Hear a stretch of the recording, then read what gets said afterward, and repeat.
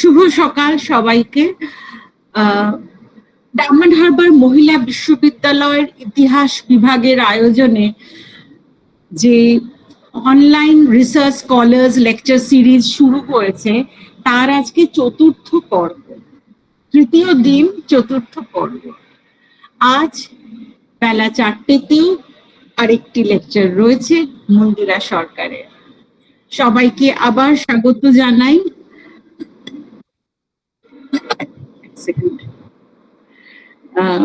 সবাইকে স্বাগত জানাই। আজকে আমাদের বক্তা ডক্টর সোমা সিদ্ধান্ত ব্যানার্জি আমাদের বিভাগ থেকেই খুব সম্প্রতি পিএইচডি গবেষণা সম্পন্ন করেছে। পিএইচডি প্রফেশনাল সার্টিফিকেটও তার ঝুলিতে ঢুকে গেছে। চূড়ান্ত সার্টিফিকেট কয়েক মাসের মধ্যেই সে পেয়ে যাবে।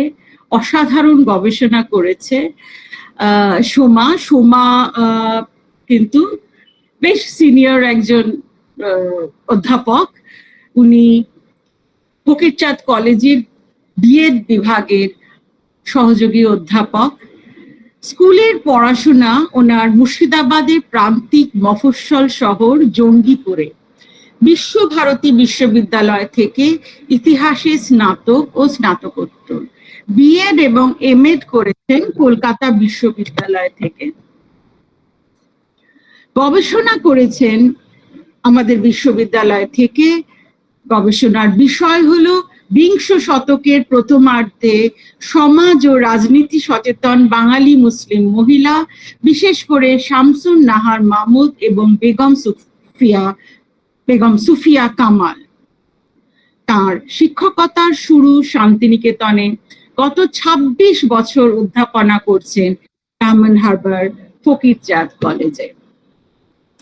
আজকে সোমার বক্তৃতার বিষয় বাঙালি মুসলিম নারীর রাজনীতি সচেতনতা বিংশ শতকের প্রথমার্ধ।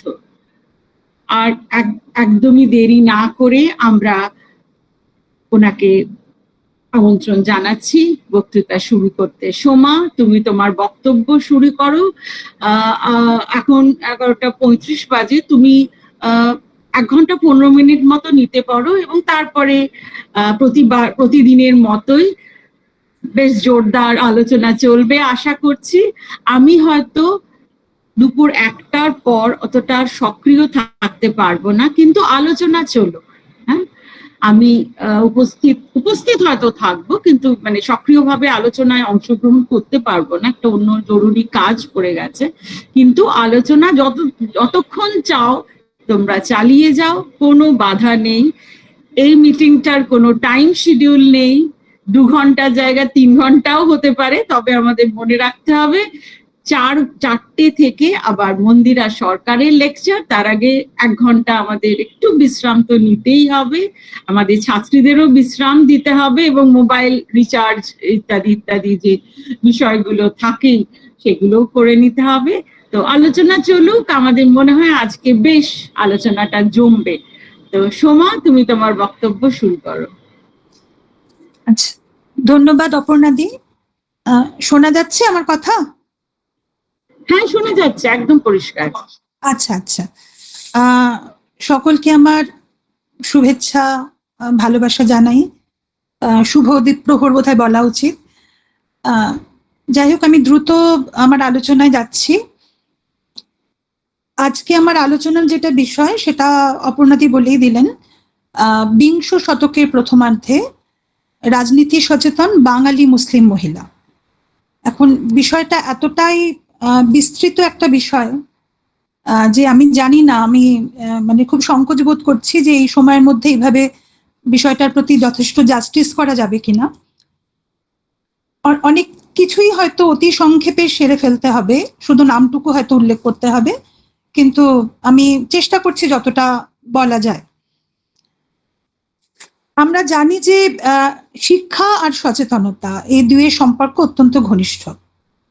এখন বিংশ শতকের গোড়ার দিক থেকেই বলবো, এমনকি একটু আগে থেকে 19বিংশ শতকের শেষ ভাগ বললেও খুব ভুল বলা হবে না। মানে কম বেশি প্রাতিষ্ঠানিক শিক্ষা বাঙালি মুসলিম মেয়েদের তাদের নিজেদের সামাজিক অবস্থান সম্পর্কে, পারিপার্শ্বিক সামাজিক অবস্থা সম্পর্কে ক্রমশ সচেতন করে তুলছিল। এবং এদের যে সমাজ ভাবনা বা নারীবাদী ভাবনা চিন্তা আমরা বলতে পারি, সেগুলো তারা বিভিন্ন লেখালেখির মধ্যে দিয়ে প্রকাশ করছিলেন। বিভিন্ন পত্রপত্রিকায় বাঙালি মুসলিম মেয়েদের লেখা প্রকাশিত হচ্ছিল, এমনকি অনেকে পত্রিকা সম্পাদনাও করছিলেন। ধীরে ধীরে আমরা দেখব যে বাঙালি মুসলিম মেয়েরা তারা প্রাদেশিক এবং জাতীয় স্তরের বিভিন্ন নারী সংগঠন, মহিলা সংগঠন, তার সঙ্গেও যুক্ত হয়ে পড়ছেন। অনেকে আবার সংগঠন তৈরিও করছেন, যেমন রোকেয়ায় 1916 সালে আঞ্জুমানে খাওয়াতিনে ইসলাম তৈরি করেছিলেন। এইভাবে ধীরে ধীরে ক্রমশ রাজনৈতিক আন্দোলনে বাঙালি মুসলিম মেয়েদের অংশগ্রহণের পথ তৈরি হয়েছিল। এখন বাঙালি মুসলিম মেয়েদের সক্রিয় রাজনীতি বা রাজনৈতিক আন্দোলনে তাদের অংশগ্রহণ, এই বিষয়টাকে আমরা কয়েকটা ভাগে ভাগ করে নিলে বোধহয় সুবিধা হবে, না আমারও বলতে সুবিধা হবে। একটা হচ্ছে যে কংগ্রেস পরিচালিত বা বলা ভালো গান্ধীজি পরিচালিত যে মূল ধারার জাতীয়তাবাদী আন্দোলন, তাতে বাঙালি মুসলিম মহিলারা। দ্বিতীয়ত, একটু শুনতে অদ্ভুত লাগবে হয়তো, সেটা হচ্ছে বিপ্লবী আন্দোলনে বাঙালি মুসলিম মহিলা। 3 নম্বর হচ্ছে কমিউনিস্ট পার্টি পরিচালিত বা সমর্থিত যে কৃষক শ্রমিক আন্দোলন, তাতে বাঙালি মুসলিম মহিলা। 4 হচ্ছে কৃষক প্রজা পার্টির বাঙালি মুসলিম মহিলা। এবং 5 মুসলিম লীগের যে আন্দোলন, তাতে বাঙালি মুসলিম মহিলা। কিন্তু এটা তো সক্রিয় রাজনীতির কথা গেল। তার আগে অবশ্যই আমাদের স্মরণ করতে হবে একেবারে প্রথম যুগের, মানে বিংশ শতককে ভেবেই আমি বলছি, প্রথম দিকের শিক্ষিত আলোকপ্রাপ্ত কয়েকজন ভদ্রমহিলার কথা, যারা হয়তো সক্রিয় রাজনীতিতে অংশগ্রহণ করেননি, কিন্তু তাদের রাজনৈতিক সচেতনতা আমরা তাদের লেখালেখির মধ্যে পাচ্ছি। এখন দীর্ঘদিন ধরে যারা নীরব ছিলেন, কয়েক যুগ ধরে যারা নীরব ছিলেন, তাদের প্রথম প্রকাশ্যে নিজেদের মতামত ব্যক্ত করা, এটার একটা গভীর রাজনৈতিক এবং সামাজিক তাৎপর্য আছে বলে আমার মনে হয়। কাজে আমরা যদি বলি যে কলম এবং কার্যক্ষেত্র, এই দুটো দিকেই বাঙালি মুসলিম মেয়েরা তাদের রাজনৈতিক সচেতনতার প্রকাশ ঘটিয়েছিলেন, তাহলে বোধহয় খুব ভুল বলা হবে না। প্রথম যার কথা বলবো তিনি সিরাজগঞ্জের খায়রুন্নেসা খাতুন। খুব বেশি পরিচিত নয় নামটা, খুব সম্ভবত, মানে যারা এই নিয়ে পড়াশোনা করছেন তারা ছাড়া এনার নামটার সঙ্গে আমরা খুব বেশি পরিচিত নই। ইনি সিরাজগঞ্জের হোসেনপুর বলে একটা গ্রাম, প্রত্যন্ত গ্রাম, সেখানে একটি প্রাইমারি স্কুলের হেডমিস্ট্রেস ছিলেন। ওনার অনেক লেখা রয়েছে নানা বিষয়ে, তার মধ্যে একটি লেখার কথা আমি এখানে উল্লেখ করছি, সেটা হচ্ছে 1905 সালে নবনূর বলে একটি পত্রিকা বেরোতো, অনেকেই জানেন নামটা। নবনূর পত্রিকাতে তার একটা প্রবন্ধ বেরোয়, প্রবন্ধের নাম হচ্ছে স্বদেশ অনুরাগ। 1905 মানে বোঝাই যাচ্ছে যে বঙ্গভঙ্গ হওয়ার পরে স্বদেশী আন্দোলন এবং বয়কট আন্দোলনের সময়কালে তার লেখা বেরোচ্ছে। এবং এটাও মাথায় রাখতে হবে, সংখ্যাগরিষ্ঠ বাঙালি মুসলিমরা কিন্তু স্বদেশী এবং বয়কট আন্দোলন থেকে দূরেই ছিলেন, তারা তো সমর্থন করেননি, মুষ্টিমেয় কেউ কেউ করেছিলেন। সেইখানে সিরাজগঞ্জের হোসেনপুরের প্রাইমারি স্কুলের একজন শিক্ষিকা, হেডমিস্ট্রেস, তিনি একটি প্রবন্ধ লিখছেন, যেখানে তিনি বলছেন, আমি একটু লেখাটা পড়ে শোনাচ্ছি।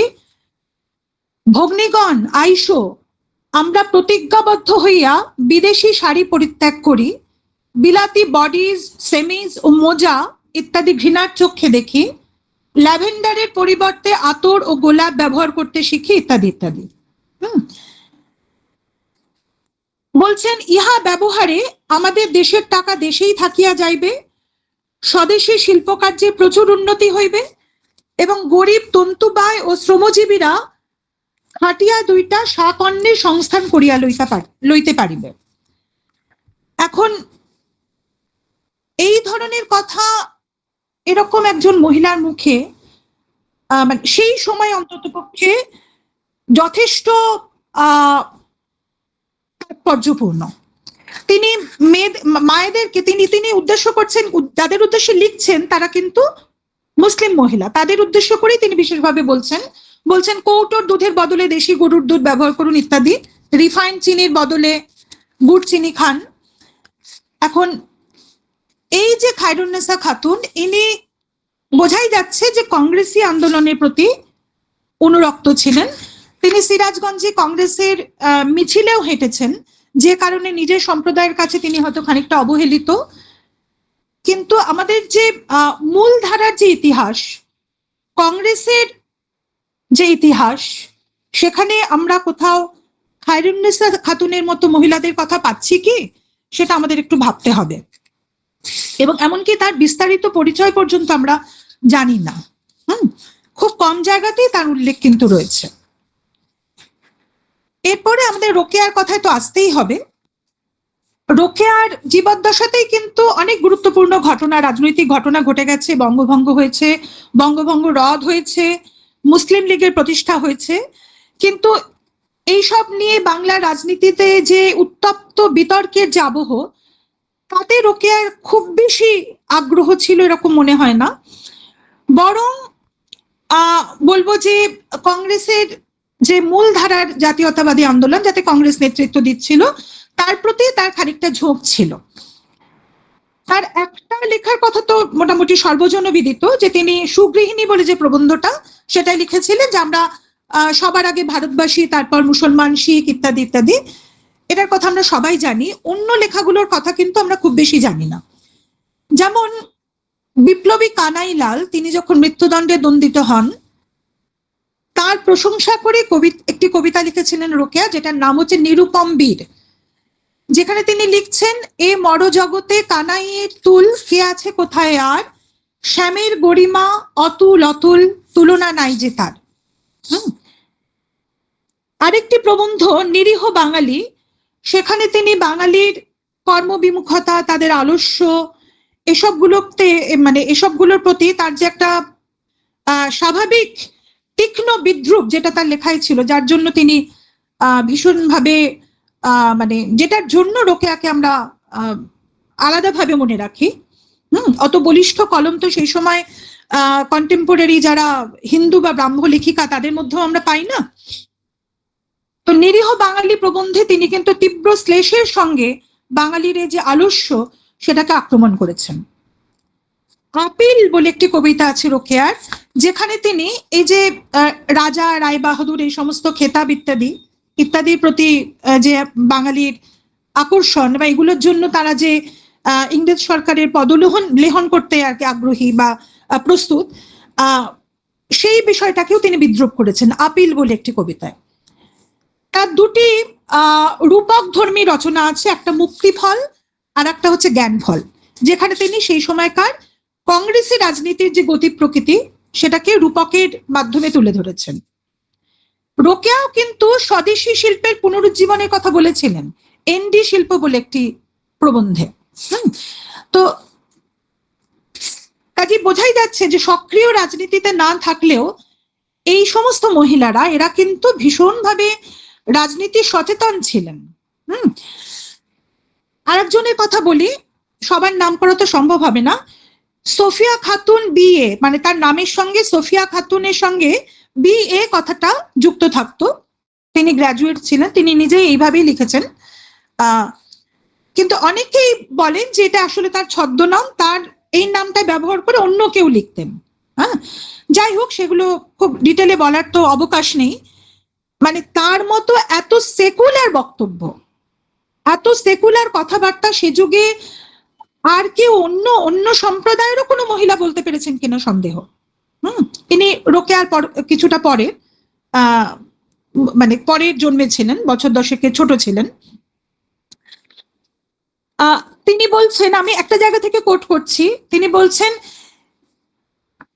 এসো হে হিন্দু, হে মুসলমান, হে খ্রিস্টান, হে বৌদ্ধ, মহামায়ার মহামিলনে যোগ দাও, ভুলে যাও পৌত্তলিকতা, ভুলে যাও তোমার সাকার নিরাকার, ভুলে যাও শাক্ত বৈষ্ণব, শুধু বলো মা, তুমি ভারতের মা, তুমি জগতের মা, আমরা তোমার সন্তান, আমাদের মিলিয়ে দে মা।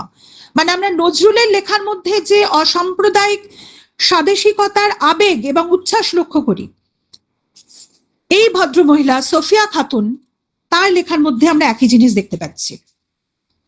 মিসেস মাসুদা রহমান, যাকে নজরুল মা বলে ডাকতেন, তিনি শ্রীরামপুরে থাকতেন, অত্যন্ত রক্ষণশীল পরিবারের মেয়ে এবং অত্যন্ত রক্ষণশীল পরিবারের বধূ ছিলেন। তিনি কি অদ্ভুত ভাবে, খুব মানে কি বলবো, খুব মানে আশ্চর্য হতে হয়, এরা তো খুব বিশেষ লেখাপড়া শেখেননি, স্কুলে টুলে যাওয়ার সুযোগ তাদের হয়নি, তিনি কি অনায়াসে নারী মুক্তি ভাবনার সঙ্গে স্বদেশ চেতনাকে যুক্ত করেছেন এবং মেয়েদের সমস্যাকে জাতীয় আন্দোলনের প্রেক্ষাপটে ফেলে জাতীয় সমস্যা হিসেবে দেখিয়ে তিনি সেই সময়কার রাজনৈতিক নেতাদের সচেতন করে দিচ্ছেন।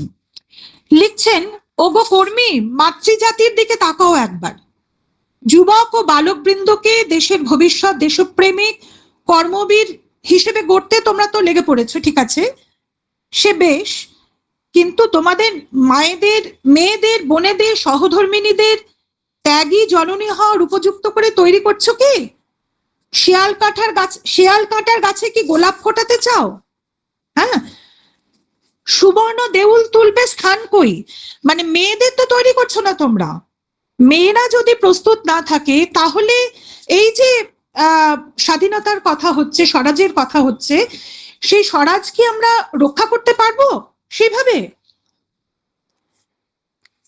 এই মাসুদা রহমান, তিনি সারা জীবন খদ্দরের শাড়ি পরতেন, এমনকি তার ইচ্ছে অনুযায়ী তার কাফন পর্যন্ত খদ্দরের কাপড়ে তৈরি করা হয়েছিল।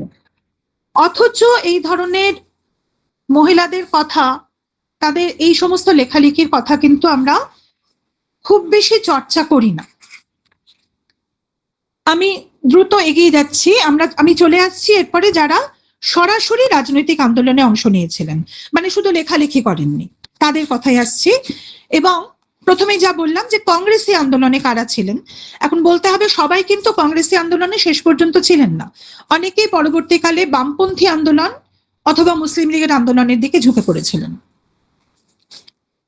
কংগ্রেসী আন্দোলনে সক্রিয় অংশগ্রহণ করা প্রথম বাঙালি মুসলিম মহিলা যিনি ছিলেন, তিনি হচ্ছেন সিলেটের জোবায়দা খাতুন চৌধুরী।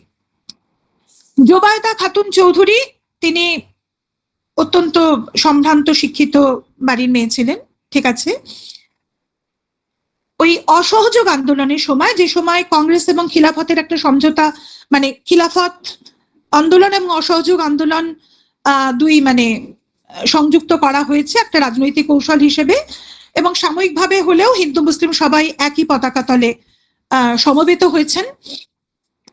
সেই সময় জোবায়দা একটি রাজনৈতিক সভায় সিলেটে প্রকাশ্যে বোরখা ত্যাগ করে হাজির হয়েছিলেন। মানে তিনি গিয়েছিলেন বোরখা পরে, কিন্তু এতটাই মানে বক্তৃতা শোনার পর তিনি এতটাই উদ্বেল হয়ে ওঠেন, এতটাই উত্তেজিত হয়ে ওঠেন, আবেগ বিহ্বল হয়ে ওঠেন, তিনি প্রকাশ্যে বোরখা সরিয়ে ফেলে সামনে এসে দাঁড়ান। তার জীবনী যিনি রচনা করেছেন তাজুল মোহাম্মদ বলে একজন ভদ্রলোক, তার লেখা থেকে জানা যাচ্ছে 1928 সালে তিনি কংগ্রেসে যোগ দেন এবং 28 সাল থেকে 35 সাল পর্যন্ত সিলেটে কংগ্রেসের নেতৃত্বে যা যা আন্দোলন হয়েছে সমস্ত কিছুতে তার অগ্রণী ভূমিকা ছিল। এবং কংগ্রেস যখন শ্রীহট্ট মহিলা সংঘ তৈরি করে 1930 সালে, তার সভানেত্রী হয়েছিলেন জোবায়দা খাতুন। এবং তার এই কংগ্রেসী রাজনীতিতে অংশ নেওয়াটা, মানে এটাকে নারীবাদী দৃষ্টিকোণ থেকে আমরা তাৎপর্যপূর্ণ বলতে পারি, কারণ জোবায়দার বাবা এবং স্বামী দুজনেই কিন্তু সরকারি কর্মচারী ছিলেন, উচ্চপদস্থ সরকারি কর্মচারী। তারা মানে জোবায়দার কাজকর্মের জন্য তারা মানে খুব স্বাভাবিকভাবেই রাজরোষে পড়তে পারতেন, কিন্তু জোবায়দা সেসবে তোয়াক্কা কিন্তু করেননি, উনি যেটা ভালো মনে করেছেন সেটাই করেছেন। পরে অবশ্য কংগ্রেসের সঙ্গে তার সম্পর্ক ছিন্ন হয় 35 সালের পরে। তিনি বামপন্থী আন্দোলনে অংশ নেন। হ্যাঁ, সেটাও কিন্তু খুব মানে কম ব্যাপার নয়। একজন মুসলিম মহিলা, তিনি বামপন্থী আন্দোলনে অংশ নিচ্ছেন, আত্মরক্ষা সমিতির সঙ্গে কাজ করছেন। এটা কিন্তু খুবই একটা গুরুত্বপূর্ণ তথ্য আমি বলবো। পরে আরো পরে 40-এর দশকে তিনি 1943 সালে মুসলিম লীগে যোগদান করেন এবং পুরো অন্যদিকে তার রাজনৈতিক চিন্তা ভাবনা তখন প্রবাহিত হয়। তিনি পাকিস্তান আন্দোলনের অন্যতম মুখ হয়ে ওঠেন সিলেটে। যদিও পরে পাকিস্তান নিয়েও তার মধ্যে হতাশা তৈরি হয়। পরে বাংলাদেশ মানে পূর্ব পাকিস্তানে তিনি যখন মুক্তিযুদ্ধ ইত্যাদির সময় আওয়ামী লীগের সঙ্গেও যুক্ত হয়েছিলেন। কাজেই বলা যেতে পারে অত্যন্ত বর্ণময় একটা রাজনৈতিক জীবন ছিল জোবায়দা খাতুন চৌধুরী। আমরা কংগ্রেসি আন্দোলনের আর মানে যোগদানকারী আরেকজন মুসলিম মহিলার কথা বলতে পারি। মুসলিম মহিলা বলবো, মানে তিনি যখন ছিলেন কংগ্রেসি আন্দোলনে, তিনি একটি বাচ্চা মেয়ে, 16 বছরের কিশোরী, যদিও তার বিয়ে হয়ে গেছিল, হোসনে আরা বেগম। 1916 সালে তার জন্ম, 1998 সালে তিনি মারা যান। হোসনে আরা বেগম, তিনি আইন অমান্য আন্দোলনে সক্রিয়ভাবে অংশ নিয়েছিলেন এবং 1930 সালে যখন আইন অমান্য আন্দোলন চলছে, সেই সময় কলকাতা ময়দানে মনুমেন্টের তলায় একটি সভা হয় এবং সেখানে ভারতের জাতীয় পতাকা, মানে প্রতীকী জাতীয় পতাকা, তখন তো দেশ স্বাধীন হয়নি, সেটা উত্তোলন করার দায়িত্ব দেওয়া হয় 16 বছরের এই মেয়েটিকে, হোসনে আরা বেগম। এবং সেই পতাকা তোলার ফলে তারপরে যা হয়, পুলিশ এসে তাদেরকে গ্রেপ্তার করে। বিভিন্ন জেল ঘুরে ঘুরে শেষ অবধি তিনি বহরমপুর জেলে 6 মাস ছিলেন এবং তিনি যখন মুক্তি পান তখন স্বয়ং নেতাজি সুভাষচন্দ্র বসু, কাজী নজরুল ইসলাম তাকে ফুল মালা দিয়ে অভিবাদন জানান। আরো পরের দিকে আমরা দেখব যে তিনি, হোসনে আরা, তিনি বামপন্থী আন্দোলনের প্রতিও বোধহয় একটুখানি আকৃষ্ট হয়েছিলেন, যদিও তিনি কমিউনিস্ট দলে নাম লেখাননি, কিন্তু তার লেখালেখির মধ্যে আমরা দেখি তিনি লিখছেন, ভবিষ্য বলে একটি কবিতায় তিনি লিখছেন, বিপ্লবে লাল দিন ঘনাইয়া আসে, তাহার ইঙ্গিত ভাসে আকাশে বাতাসে। হ্যাঁ,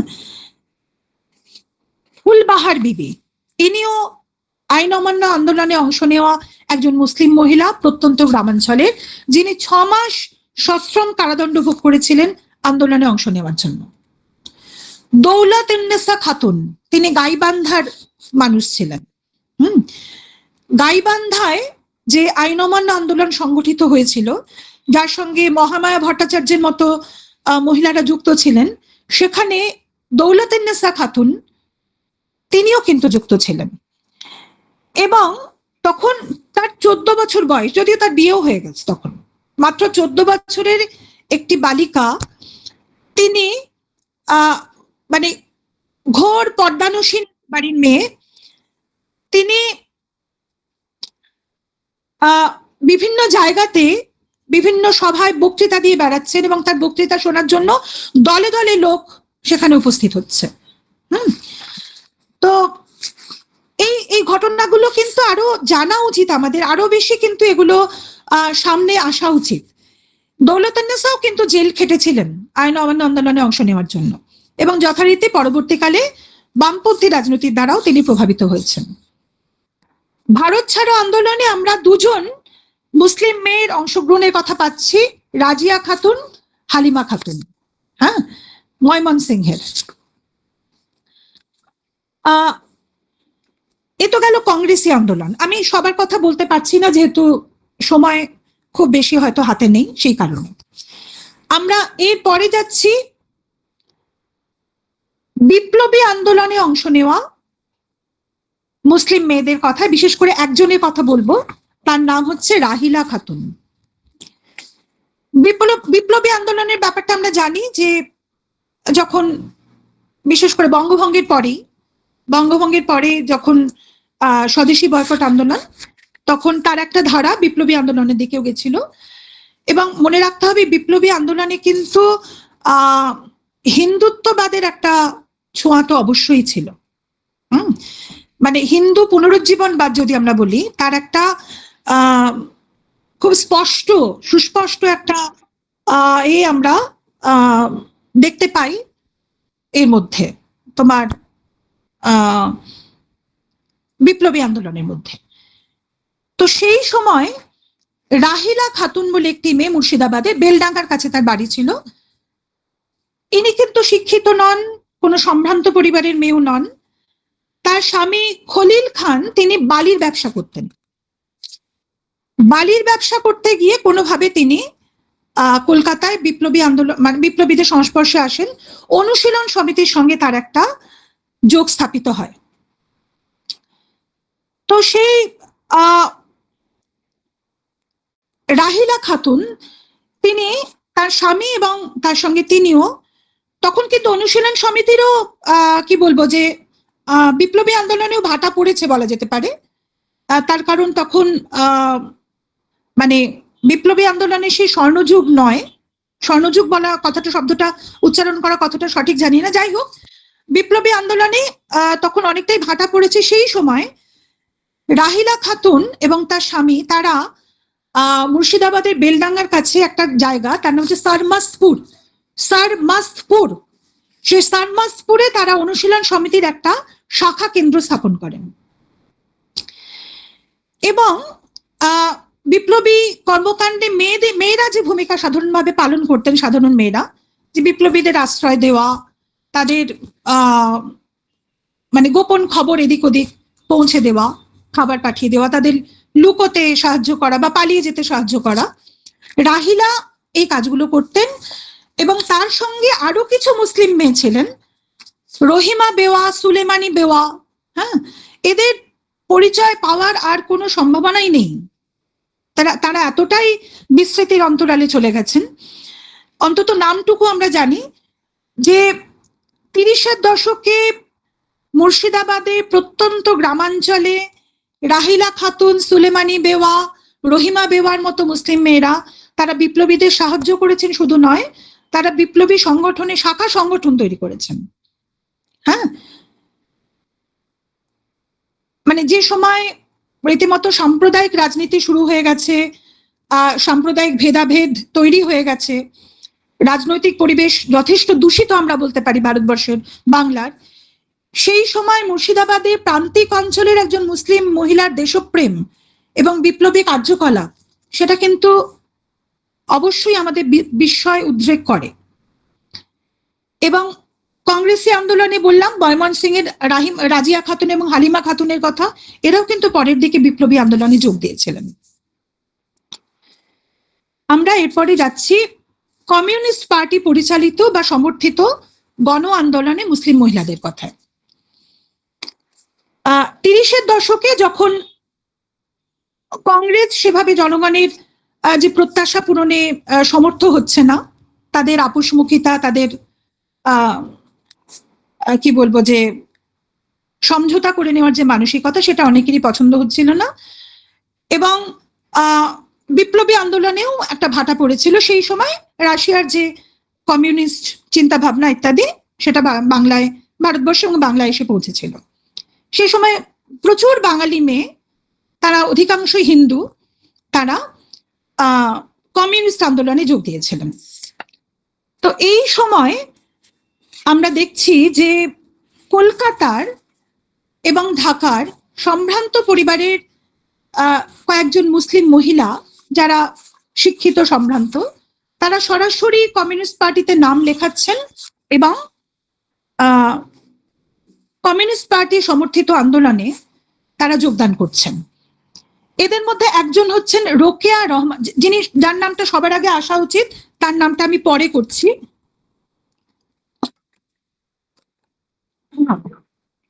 রোকেয়া রহমান কবির, 1925-এ জন্ম, 2000 সালে তার মৃত্যু হয়। প্রেসিডেন্সি কলেজের ছাত্রী ছিলেন রোকেয়া রহমান কবির। তিনি কমিউনিস্ট পার্টির সদস্য হয়েছিলেন বামপন্থী আন্দোলনের প্রতি আকৃষ্ট হয়ে। তিনি যে সময় কলকাতায় দাঙ্গা চলছে, সেই সময় দাঙ্গা বিধ্বস্ত কলকাতায় তিনি বহু রকম মানবিক কাজকর্মের সঙ্গে যুক্ত ছিলেন। মহিলা আত্মরক্ষা সমিতিতে তিনি ছিলেন। এবং পরে দেশভাগের পর তিনি যখন বাংলাদেশে মানে পূর্ব বাংলায় চলে যান, পূর্ব পাকিস্তানে, তিনি পরে ইডেন গার্লস কলেজের ইতিহাসের অধ্যাপিকা হয়েছিলেন। সরকারি চাকরি, ইডেন গার্লস কলেজ তো সরকারি কলেজ ছিল। সরকারি চাকরি করা সত্ত্বেও তিনি কিন্তু কমিউনিস্ট পার্টির সক্রিয় সদস্য ছিলেন এবং পূর্ব বাংলায় কমিউনিস্ট আন্দোলন বা বামপন্থী যে আন্দোলন সেটা সংগঠিত করার ব্যাপারে তার যথেষ্ট গুরুত্বপূর্ণ ভূমিকা ছিল। তিনি গ্রামীণ মহিলাদের স্বনির্ভর করার জন্য সপ্তগ্রাম নারী স্বনির্ভর পরিষদ গঠন করেছিলেন এবং আরো নানা ধরনের কর্মকাণ্ডের সঙ্গে তিনি যুক্ত ছিলেন। লায়লা সামাদ, তিনিও বামপন্থী আদর্শের প্রতি আকৃষ্ট হয়ে 40-এর দশকে তিনি কমিউনিস্ট পার্টির সঙ্গে যুক্ত হন এবং সম্ভবত তিনি প্রথম মুসলিম মহিলা যিনি কমিউনিস্ট পার্টির গোড়ার দিকে সদস্য হয়েছিলেন। কলকাতা বিশ্ববিদ্যালয়ের সাংবাদিকতার ছাত্রী ছিলেন লায়লা সামাদ। তার স্বামী নাম অনেকেই জানেন, মির্জা আব্দুস সামাদ, তিনিও বামপন্থী বিশিষ্ট শ্রমিক নেতা ছিলেন। তো লায়লা সামাদ তার স্বামীর সঙ্গে জলপাইগুড়ি অঞ্চলে চা বাগানের শ্রমিক এবং রেলওয়ে শ্রমিক ইউনিয়নকে সংগঠিত করার কাজে সেখানকার দায়িত্ব মানে জলপাইগুড়ি শ্রমিকদের দায়িত্ব তাদের উপরে ছিল। তিনি সেখানে স্বামীর সঙ্গে একযোগে কাজ করেছিলেন। এবং যে ধরনের কাজকর্ম থাকে আর কি কমিউনিস্ট পার্টির, বিভিন্ন পুস্তিকা ইত্যাদি বিক্রি করা, অর্থ সংগ্রহ ইত্যাদি নানা ধরনের দায়িত্ব তার ছিল। মহিলা আত্মরক্ষা সমিতির তিনি সক্রিয় সদস্য ছিলেন। দেশভাগের পরে তারা বাংলাদেশে, তার পরিবার বাংলাদেশে চলে যায় এবং লায়লা তিনিও রোকেয়া রহমান কবিরের মতো বাংলাদেশে কমিউনিস্ট পার্টি গড়ে তোলার কাজে তিনি যুক্ত থাকেন এবং সেখানে কমিউনিস্ট পার্টি নিষিদ্ধ হলে এবং তাদের বিরুদ্ধে গ্রেপ্তারি পরোয়ানা জারি হলে তারা কিছুদিনের জন্য ঢাকা ছেড়ে কলকাতায় চলে এসেছিলেন। পরে আবার ঢাকায় ফিরে যান। 1952 সালের ভাষা আন্দোলনে তার অগ্রণী ভূমিকা ছিল এবং 1954 সালে ঢাকায় নিজের বাড়িতে তিনি ঢাকা সংস্কৃতি সংসদ গড়ে তুলেছিলেন, ঢাকা সংস্কৃতি সংসদ, এবং বাংলাদেশে একটা নতুন সাংস্কৃতিক আন্দোলনের সূচনা এখান থেকে হয়েছিল। অনেকেই হয়তো জানেন যে তার সম্পাদনা একটি পত্রিকা প্রকাশিত হতো, খুব বিখ্যাত চিত্রিতা পত্রিকা। চিত্রিতা পত্রিকাতেই কিন্তু প্রথম বাংলাদেশের স্বাধীনতার কথা উচ্চারিত হয়েছিল এবং চিত্রিতা পত্রিকাকে আমরা বলি বা বলা হয় যে বাংলাদেশের স্বাধীনতা আন্দোলনের একটি অবিস্মরণীয় ঐতিহাসিক অ্যালবাম। কাজেই মানে বামপন্থী আদর্শে অনুপ্রাণিত লায়লা সামাদ পরবর্তী জীবনেও কিন্তু বাংলাদেশেও বামপন্থী আন্দোলনের সঙ্গে সক্রিয়ভাবে যুক্ত ছিলেন, আজীবন যুক্ত ছিলেন। আচ্ছা, আমরা বেশ কিছু মানে এই এদের কথা যে বললাম, রোকেয়া রহমান কবির এবং লায়লা সামাদ, এরা তো কমিউনিস্ট পার্টির সরাসরি সদস্য ছিলেন, কমিউনিস্ট পার্টির হয়ে কাজ করেছেন। এরপর যার কথা বলবো তিনি কমিউনিস্ট পার্টির সদস্য ছিলেন না, কিন্তু কমিউনিস্ট সমর্থিত প্রার্থী হিসেবে তিনি কলকাতা মানে সরাসরি নির্বাচনে দাঁড়ানো, নির্বাচনী রাজনীতি করা প্রথম বাঙালি মুসলিম মহিলা ছিলেন। তার নাম হচ্ছে সাকিনা মুইতজাদা, সাকিনা বেগম, সাকিনা মুইতজাদা। নামটা ঠিক বাঙালিনীর মতো নয়, অ্যাকচুয়ালি তারা মানে তার বাবা ইরান থেকে এসেছিলেন। ফলে জন্মসূত্রে তাকে হয়তো পুরোপুরি বাঙালি বলা যাবে না। অত্যন্ত সুশিক্ষিত সম্ভ্রান্ত পরিবার, রক্ষণশীল পরিবারের মহিলা সাকিনা মুইতজাদা। তার একটা অন্য পরিচয়ও আছে, তিনি বাংলা, বিহার, উড়িষ্যা এবং আসামে MA পাশ করা, তিনি ল নিয়ে পড়েছিলেন, MA পাশ করা প্রথম মুসলিম মহিলা এবং স্বর্ণ পদক পাওয়া ফার্স্ট হয়েছিলেন তিনি, সাকিনা মুইতজাদা। এবং তিনি 1935 সালে তিনি কলকাতা হাইকোর্টের একমাত্র মহিলা আইনজীবী ছিলেন।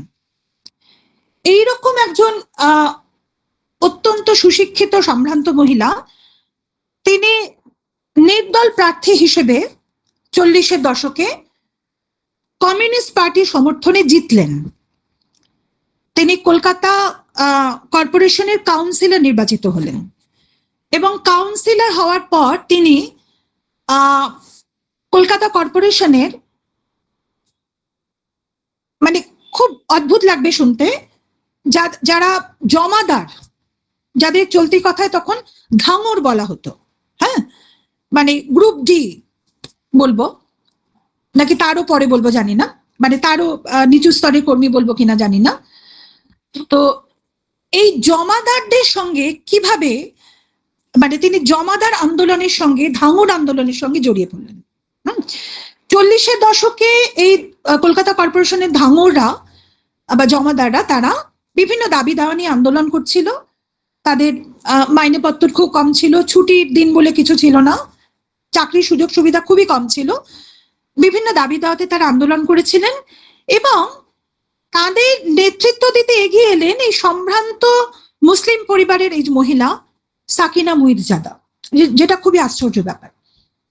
এবং একটা দীর্ঘ ধর্মঘট করেছিলেন মাসখানেক ধরে জমাদাররা, এবং সেটাকে সাকিনা সাপোর্ট করেছিলেন।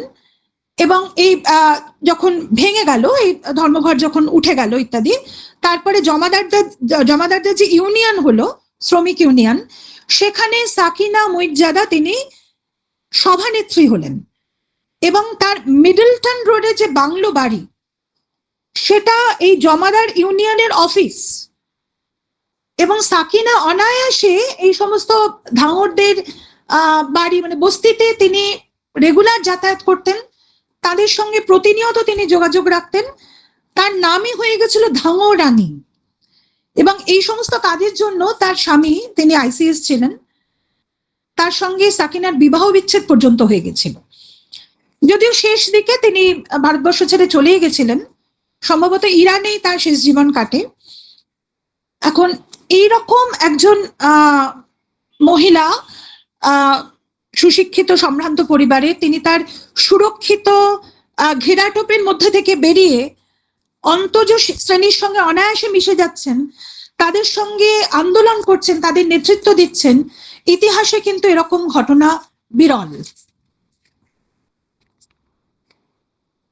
এরপরে আমি, মানে যেহেতু সময় খুব কম, আমি শুধু নামগুলো একটু উল্লেখ করে যাই।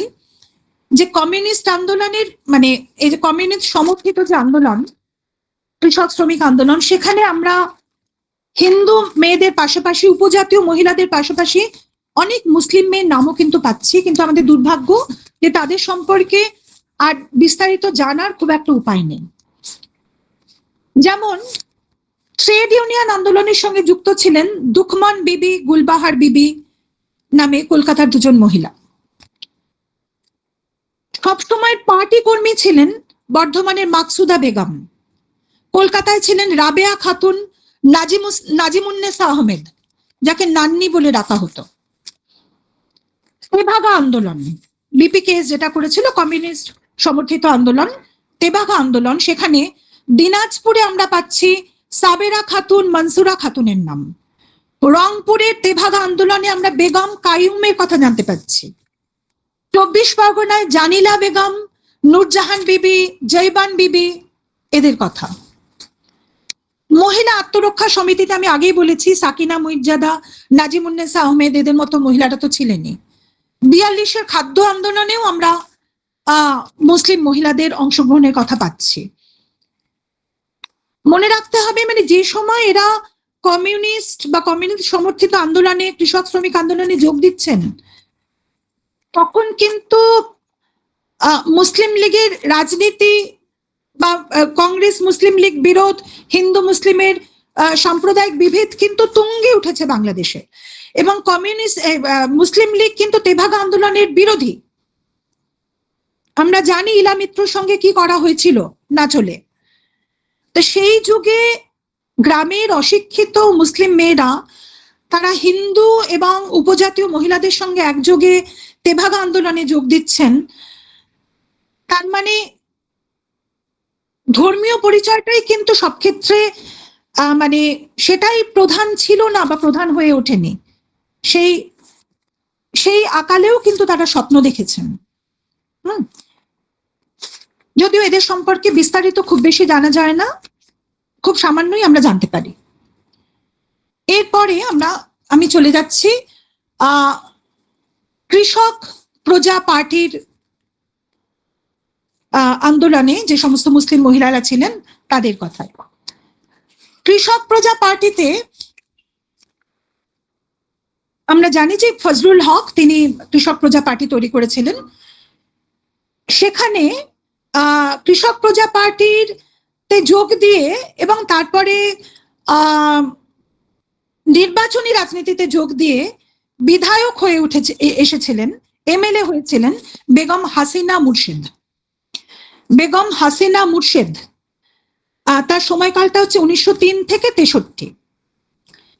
তিনি ছিলেন কৃষক প্রজা পার্টি যিনি প্রতিষ্ঠা করেছিলেন ফজলুল হক, তারই পরিবারের মহিলা। ফজলুল হক ছিলেন তার মামা শ্বশুর এবং ফজলুল হকের পরামর্শে তিনি সালার থেকে নির্বাচিত হয়েছিলেন 1937 সালে কৃষক প্রজা পার্টির হয়ে। এখন তিনি প্রথম এমএলএ, সাকিনা মুর্জাদা ছিলেন কাউন্সিলর, হাসিনা মুর্শিদ ছিলেন প্রথম নির্বাচিত এমএলএ যিনি বাঙালি মুসলিম মহিলা অবশ্যই। তো হাসিনা মুর্শিদ তার এমএলএ হওয়ার পর তার সবচেয়ে গুরুত্বপূর্ণ যদি কিছু কাজ যেটার কথা আমরা বলতে পারি সেটা হচ্ছে 1939 সালে লেডি ব্রেবোর্ন কলেজের প্রতিষ্ঠা।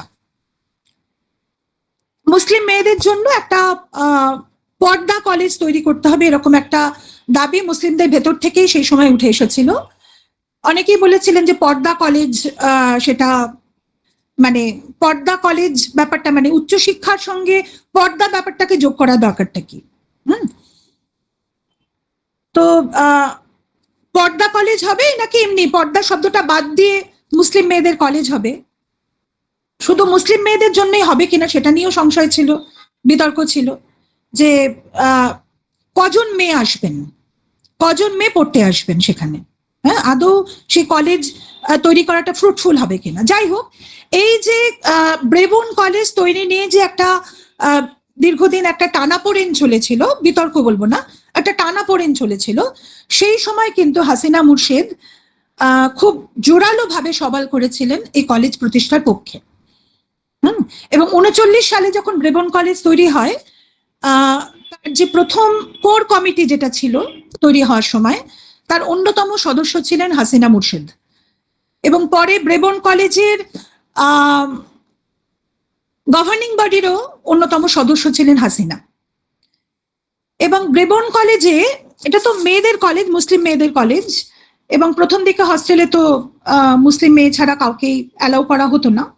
পরে অবশ্যই হিন্দু মেয়েরাও সেখানে, মানে কিছুদিন পরে হিন্দু মেয়েরাও সেখানে প্রবেশাধিকার পেয়েছেন। বরং সেদিক থেকে আমি বলবো যে বেথুন কলেজের থেকে ব্রেবোর্ন কলেজ অনেক বেশি উদারতা দেখাতে পেরেছিল। বেথুন কলেজে কিন্তু অনেকদিন পর্যন্ত মুসলিম মেয়েদের প্রবেশাধিকার ছিল না, ব্রেবোর্নে কিন্তু সেটা হয়েছিল, হিন্দু মেয়েরা পড়তে পারত, কিছুদিন বাদেই সেটা চালু হয়ে গেছিল। এখন সেই মানে এই জিনিসগুলো বলছি এই কারণে যে এগুলো যদি হাসিনা মুর্শিদের মতো মহিলারা, তাদের যদি সদিচ্ছা না থাকতো, তাদের যদি ইতিবাচক মনোভাব না থাকতো, তাহলে কিন্তু এগুলো হতো না। এবং প্রথম দিকে অনেকগুলো বিষয়ে যেমন উর্দু, তারপরে আরবি ফার্সি, এগুলো পড়ানোর জন্য উপযুক্ত অধ্যাপিকা পাওয়া যাচ্ছিল না, মুসলিম অধ্যাপিকা পাওয়া যাচ্ছিল না। হাসিনাই তখন পুরুষ অধ্যাপক নিয়োগের ব্যাপারে সওয়াল করেন এবং পুরুষ অধ্যাপক, যেটা ভাবাই যেত না, মানে প্রথম দিকে ভাবাই যেত না যে পুরুষ অধ্যাপকেরা কিন্তু পড়িয়েছেন ব্রেবোর্ন কলেজে মেয়েদেরকে। তো এই হচ্ছেন হাসিনা মুর্শিদ, যার তিনি কোন দলের থেকে নির্বাচিত হয়েছিলেন তার থেকেও বেশি গুরুত্বপূর্ণ হচ্ছে তার এই সমস্ত কাজকর্ম, যার মধ্যে আমরা বুঝতেই পারছি যে মানে শুধু সাম্প্রদায়িক রাজনীতিটাই কিন্তু একমাত্র চিত্র ছিল না সেই সময়। তার এগেনস্টে, তার মানে সামনাসামনি লড়ার মতো, সামনাসামনি মুখোমুখি দাঁড়ানোর মতো এই ধরনের ছবিও কিন্তু আমরা পাচ্ছি। এরপরে আমরা মুসলিম লীগের আন্দোলনে যে সমস্ত বাঙালি মুসলিম মেয়েরা অংশ নিয়েছিলেন তাদের কথায় আসবো। এবং সেখানে উল্লেখ করতে হবে যার নাম, আমি একটি নামে উল্লেখ করছি, তিনি হচ্ছেন শায়েস্তা ইকরামুল্লাহ। শায়েস্তা ইকরামুল্লাহ, যেমন সাকিনা মুইজ্জাদা তেমনি শায়েস্তা ইকরামুল্লাহকেও কিন্তু পুরোপুরি বাঙালিনী হয়তো বলা যাবে না। তিনি বিখ্যাত সোহরাবর্দী পরিবারের কন্যা ছিলেন, শিক্ষিত কিন্তু অত্যন্ত রক্ষণশীল পরিবার, পর্দানসীন, মানে ছোটবেলাটা ভীষণভাবে পর্দার মধ্যে কেটেছে শায়েস্তা ইকরামুল্লাহর। এবং তার দুটি আত্মজীবনীমূলক লেখা আছে, সবাই জানেন, একটা হচ্ছে বিহাইন্ড দ্য ভেইল আর একটা হচ্ছে ফ্রম পর্দা টু পার্লামেন্ট। সেখানে তিনি তার ছোটবেলার যে পর্দানুসীন জীবন বালিকা বয়সে, সেটার কথা তিনি বিস্তারিত তুলে ধরেছেন। বিয়ের পরে পর্দা থেকে তার মুক্তি ঘটে বলা যায়, এবং তাকে সক্রিয় রাজনীতিতে এনেছিলেন যিনি, তিনি স্বয়ং মোহাম্মদ আলী জিন্নাহ। জিন্নাহর পরামর্শে তিনি রাজনীতিতে অংশ নেন এবং তিনি ভোটে জিতে, মানে কেন্দ্রীয় আইনসভার ভোটে জিতলেন, কিন্তু জিন্নাহর পরামর্শে তিনি আসন গ্রহণ করেননি। পরবর্তীকালে তিনি পাকিস্তান আন্দোলনের অন্যতম মুখ ছিলেন এবং তিনি পাকিস্তানে চলে যান। হাসিনা মুর্শিদ কিন্তু দেশভাগের পরে ভারতবর্ষে কলকাতাতে রয়ে গেছিলেন, তার পরিবার কিন্তু কলকাতাতে রয়ে গেছিল, কিন্তু শায়েস্তা ইকরামুল্লাহ পাকিস্তানে চলে গেছিলেন, পাকিস্তানে মানে পশ্চিম পাকিস্তানে, এবং সেখানে তিনি রাজনীতির সঙ্গে তার সক্রিয় মানে সম্পর্ক ছিল আজীবন। তিনি সেখানে আইনসভার সদস্য ছিলেন পাকিস্তানের, এবং পরে তিনি মরক্কোতে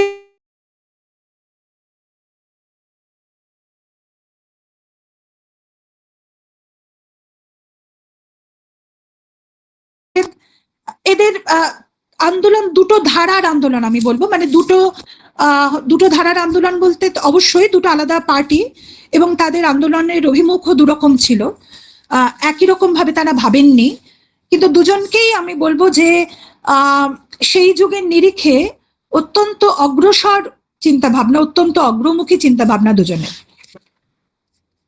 এখন ব্যাপারটাকে যদি আমরা সাম আপ করে আনি একটুখানি, যে এই রাজনৈতিক আন্দোলনে বাঙালি মুসলিম মেয়েদের অংশ নেওয়া, তাহলে আমরা দেখব যে 1920-22 সালে, মানে অসহযোগ আন্দোলন যে সময় চলছে, সেই সময় মুষ্টিমেয় বাঙালি মুসলিম মহিলারা তারা জাতীয় আন্দোলনে বা রাজনৈতিক আন্দোলনে অংশ নিয়েছিলেন।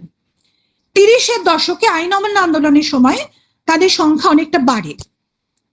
40-এর দশকে তাদের বলা যেতে পারে তারা অনেকে ব্যাপক সংখ্যায় তারা রাজনৈতিক আন্দোলনে অংশ নিয়েছিলেন, সেটা যে ধারারই আন্দোলনই হোক না কেন।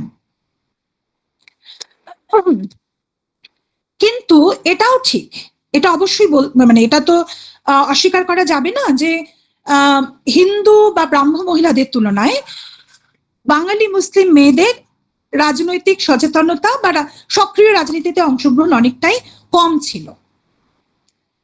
সক্রিয় রাজনীতিতে তাদের অংশগ্রহণ অনেকটাই কম ছিল, তাদের সংখ্যা হয়তো কম ছিল,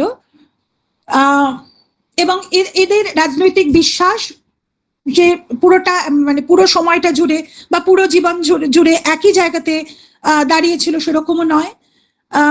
তাদের বিশ্বাস বদলেছে, আন্দোলনের ধারা তাদের বদলেছে।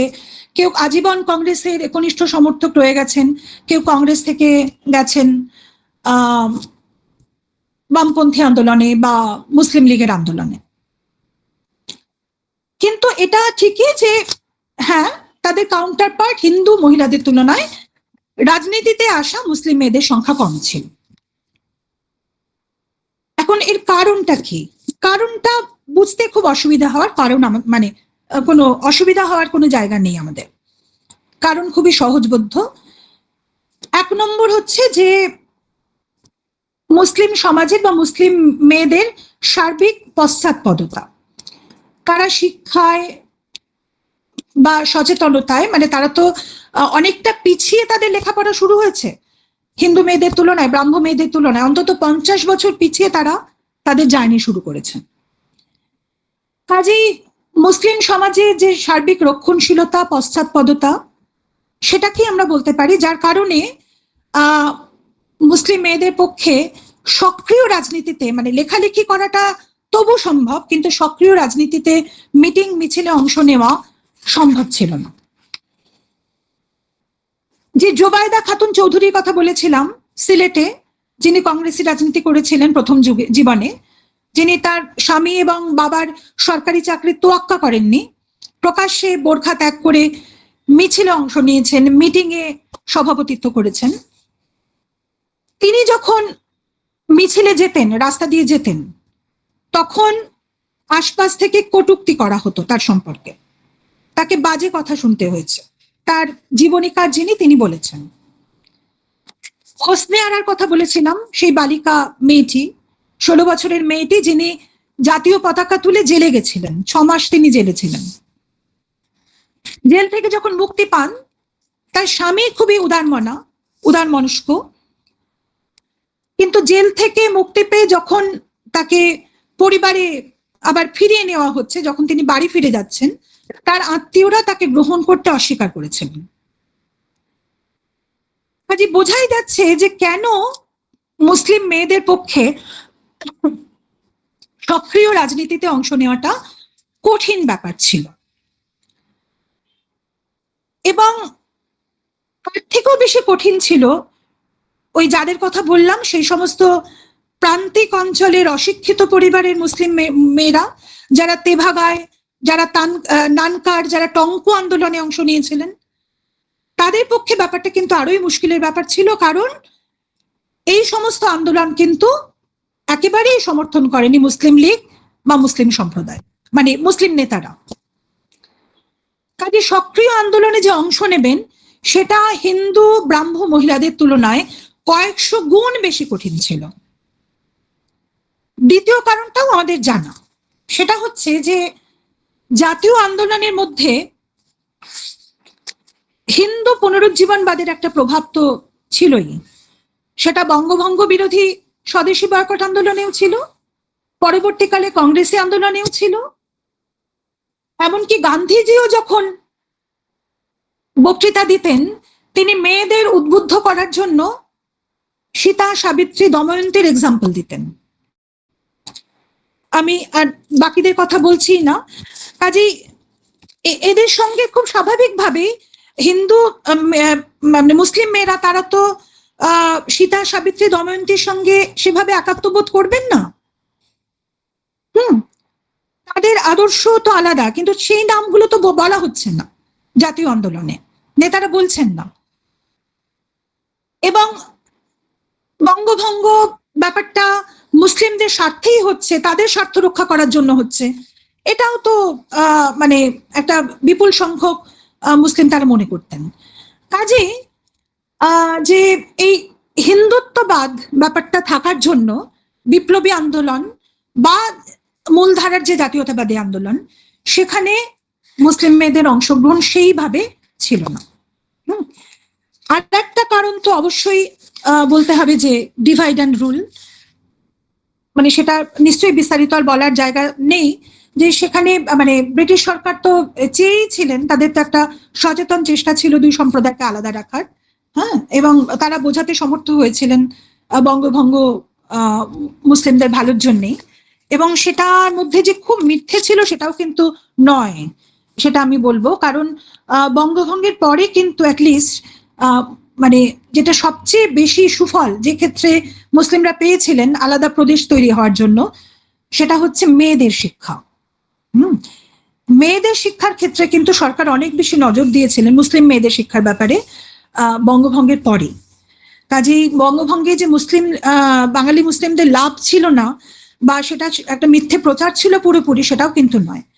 তো যাই হোক, এই ডিভাইড অ্যান্ড রুল, যার ফলে মুসলিম লীগ বা বাঙালি মুসলিমরা মূলধারা জাতীয় আন্দোলন থেকে দূরে ছিলেন, ফলে মুসলিম মেয়েদের পক্ষেও আন্দোলনে অংশ নেওয়াটা সহজ ছিল না, যথেষ্ট কঠিন ছিল।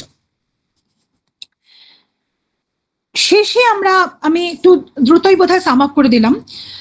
আমি বলতে পারি যে একটা খুব জটিল এবং অস্থির একটা রাজনৈতিক আবর্তের মধ্যে মুসলিম মহিলারা স্বাধীনতা আন্দোলনে অংশগ্রহণ করতে এগিয়ে এসেছিলেন। স্বদেশী আন্দোলন যখন চলছিল, সেই সময় 1906 সালে মুসলিম লীগের জন্ম হলো।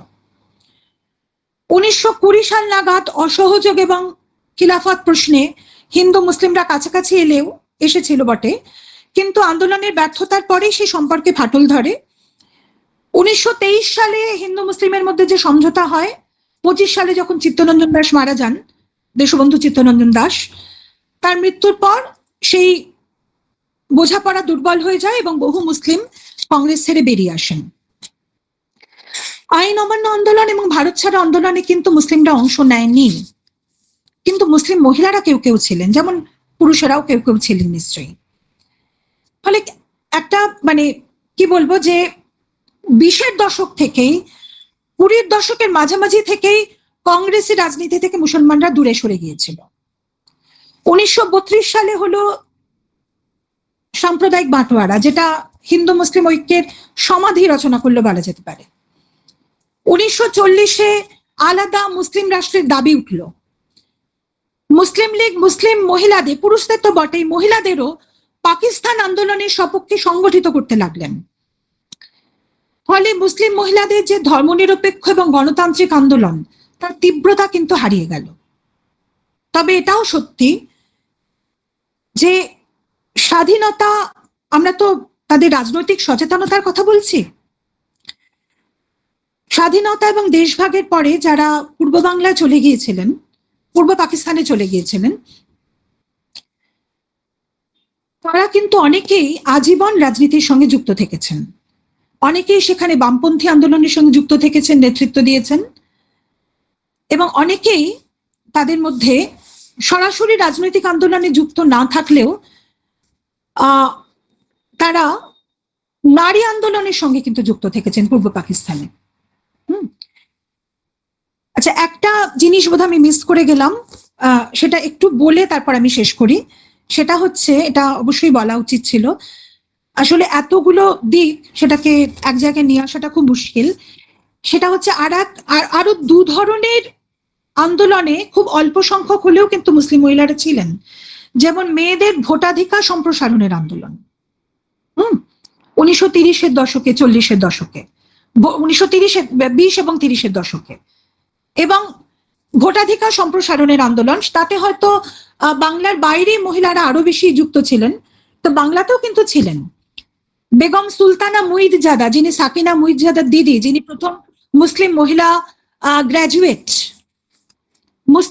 গ্র্যাজুয়েট কলকাতা বিশ্ববিদ্যালয় থেকে, তিনি মুসলিম মেয়েদের ভোটাধিকার সম্প্রসারণের আন্দোলনে ছিলেন। শামসুন নাহার মাহমুদ ছিলেন। মিসেস মাজাহের উদ্দিন বলে একজন ভদ্রমহিলা ছিলেন। মিসেস লতিফ বলে একজন ভদ্রমহিলা ছিলেন। এরা সবাই কলকাতার খুব সম্ভ্রান্ত পরিবারের মহিলা, শিক্ষিত। এরা কিন্তু ভোটাধিকার অর্জনের আন্দোলনে ছিলেন 20 এবং 30-এর দশকে, যে সময় মনে করা হচ্ছিল যে ভোটাধিকার মানে মুসলিম মেয়েদের জন্য ভোটাধিকারের প্রয়োজন নেই, সেটা পর্দার বিরোধী, মানে মেয়েরা বাইরে গিয়ে তাদের ভোটাধিকার প্রয়োগ করবেন, সেটা উচিত কাজ হবে না। এমনকি অনেক মহিলাও সেটা মনে করতেন। তারা মনে করতেন যে স্বামীরা যাচ্ছেন সেটাই তো যথেষ্ট, তাদের আবার ভোট দেওয়ার দরকার কি। তো সেই সময় কিন্তু বাংলার বাইরে যেমন বাংলার মধ্যেও কিন্তু বহু মুসলিম মহিলা ছিলেন যারা ভোটাধিকার আন্দোলনে ছিলেন। আরেকটি আন্দোলনের কথা একটু উল্লেখ করা দরকার, সেটা হচ্ছে প্রস্টিটিউশনের এগেনস্টে একটা আন্দোলন হয়েছিল কলকাতায়, গণিকাবৃত্তির বিরুদ্ধে আন্দোলন। কলকাতা এবং 24 পরগনা অঞ্চলে যে সমস্ত গণিকালয়গুলো আছে সেগুলোকে তুলে দেওয়া হোক, এরকম একটা দাবিতে সোচ্চার হয়েছিলেন অনেক মুসলিম মহিলা, যাদের মধ্যে ছিলেন ঢাকার বেগম পেরি বানু, কলকাতায় ছিলেন মিসেস মুমিন। এরা কিন্তু প্রস্টিটিউশনের এগেনস্টেও মানে তারা প্রস্টিটিউশন বন্ধ করার দাবি তুলেছিলেন। এবং মজার ব্যাপার হচ্ছে যে ভোটাধিকার আন্দোলনে সংখ্যাগরিষ্ঠ মুসলিম পুরুষেরা কিন্তু তাদের সঙ্গে ছিলেন না। তারা কিন্তু মনে করতেন মেয়েদের ভোটাধিকার দরকার নেই, কিন্তু এই প্রস্টিটিউশনের এগেনস্টে তারা যখন বলছেন সেখানে কিন্তু পুরুষেরা সাপোর্ট করছেন। তার কারণ হচ্ছে প্রস্টিটিউশন ইসলামের বিরুদ্ধে। তো যাই হোক, বিভিন্ন ধারার আন্দোলনে আমরা মুসলিম মেয়েদের অংশগ্রহণ দেখতে পাই, যেগুলো নিয়ে আমার মনে হয় যে আরো বেশি চর্চা, আরো বেশি আলোচনার প্রয়োজন রয়েছে। অনেকের নাম হারিয়ে গেছে, যাদের অল্প স্বল্প যাদের নাম আমরা পাই তাদের নিয়ে আরো বেশি গবেষণার অবকাশ রয়েছে। বিশেষ করে আমার তো মনে হয় যে সাকিনা মুইজ্জাদাকে নিয়ে আলাদাভাবে গবেষণা করাই যেতে পারে তাকে নিয়ে, যে তার এত ব্যতিক্রমী চরিত্র আমরা কিন্তু ইতিহাসে দেখি না, যে ওই রকম স্ট্রাচারের মহিলা তিনি অন্তর্জ শ্রেণীর সঙ্গে মিশে তাদের নেত্রী হয়ে উঠছেন, তাদের নিয়ে কাজ করছেন, এরকম কিন্তু আমরা মুসলিম সম্প্রদায় তো মুসলিম মেয়েদের মধ্যে তো দেখি না প্রায়। কাজে এরকম এদেরকে নিয়ে কিন্তু আলাদাভাবে চর্চা করার, গবেষণা করার অবকাশ রয়েছে, প্রচুর কাজ করার জায়গা রয়েছে। এবং এরা যদিও মানে দেশভাগের পরে বাংলাদেশে যাওয়ার পরে এরা অনেকেই মানে হয়তো সক্রিয় রাজনীতি করেননি, কিন্তু অনেকে বিবেকের রাজনীতি করেছেন। যেমন সুফিয়া কামাল কখনো কোনো রাজনৈতিক দলের সদস্য ছিলেন না, কিন্তু তিনি যেটা করেছেন বিবেকের রাজনীতি। হ্যাঁ, এবং সুফিয়া কামাল তো আমরা জানি তিনি বাংলাদেশের মুক্তিযুদ্ধে তার কি ভূমিকা ছিল, ভাষা আন্দোলনের সময় তার কি ভূমিকা ছিল।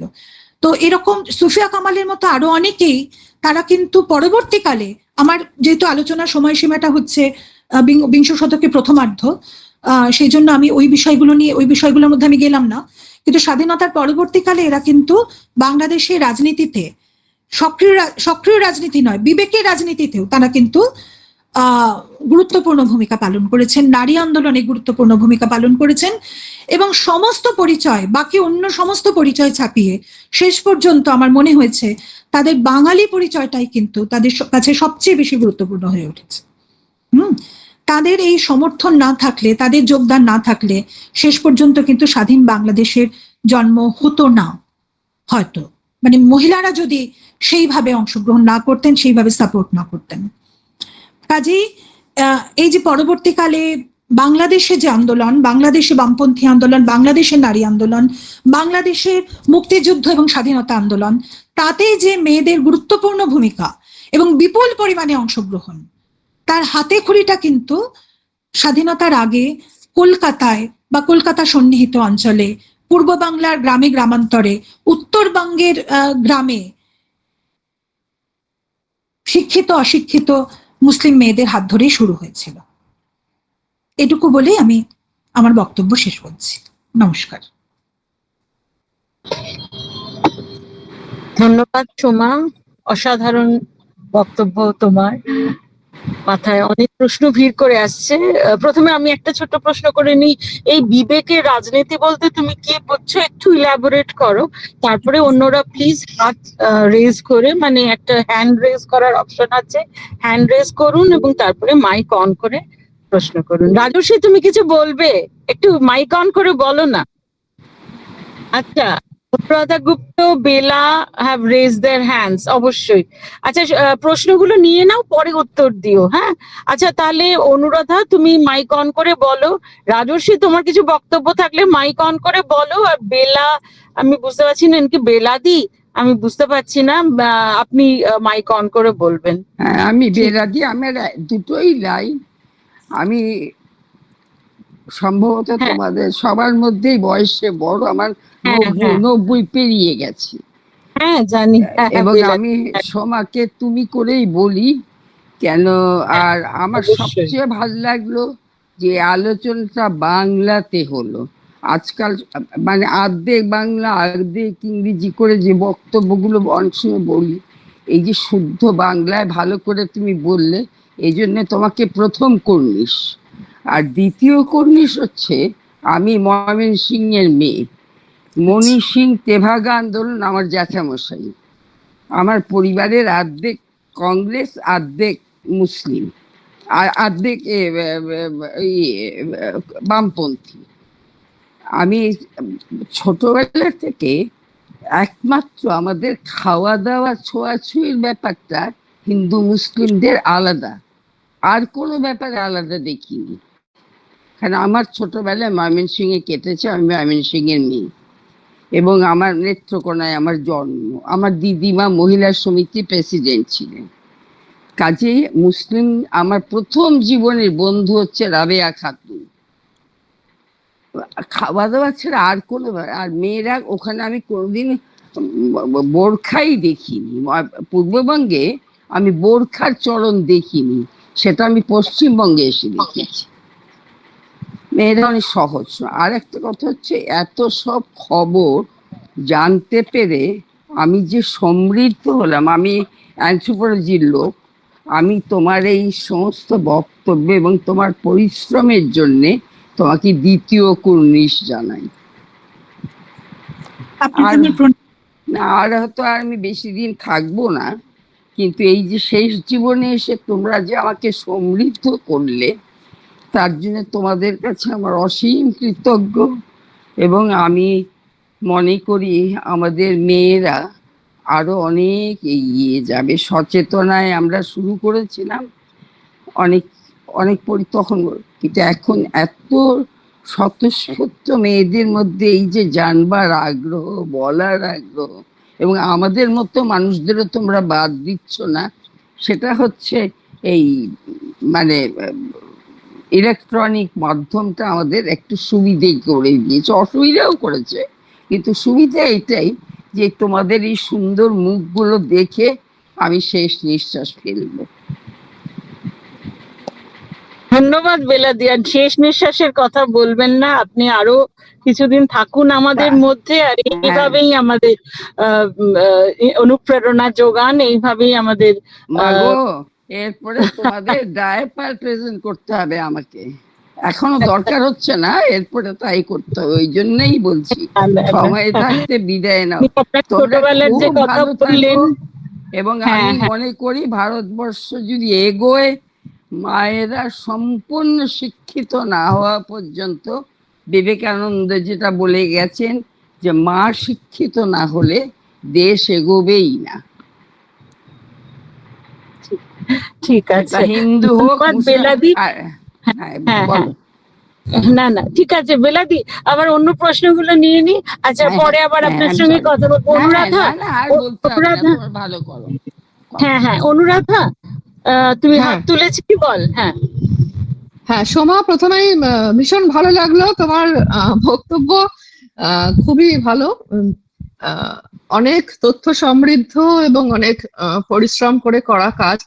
তো আমার এই প্রশ্নটা হয়তো ডাইরেক্টলি তোমার যে টপিক তার সঙ্গে যুক্ত, কিন্তু সেই দিক থেকে হয়তো একদমই সেই রিলেটেড নয় হয়তো সেইভাবে।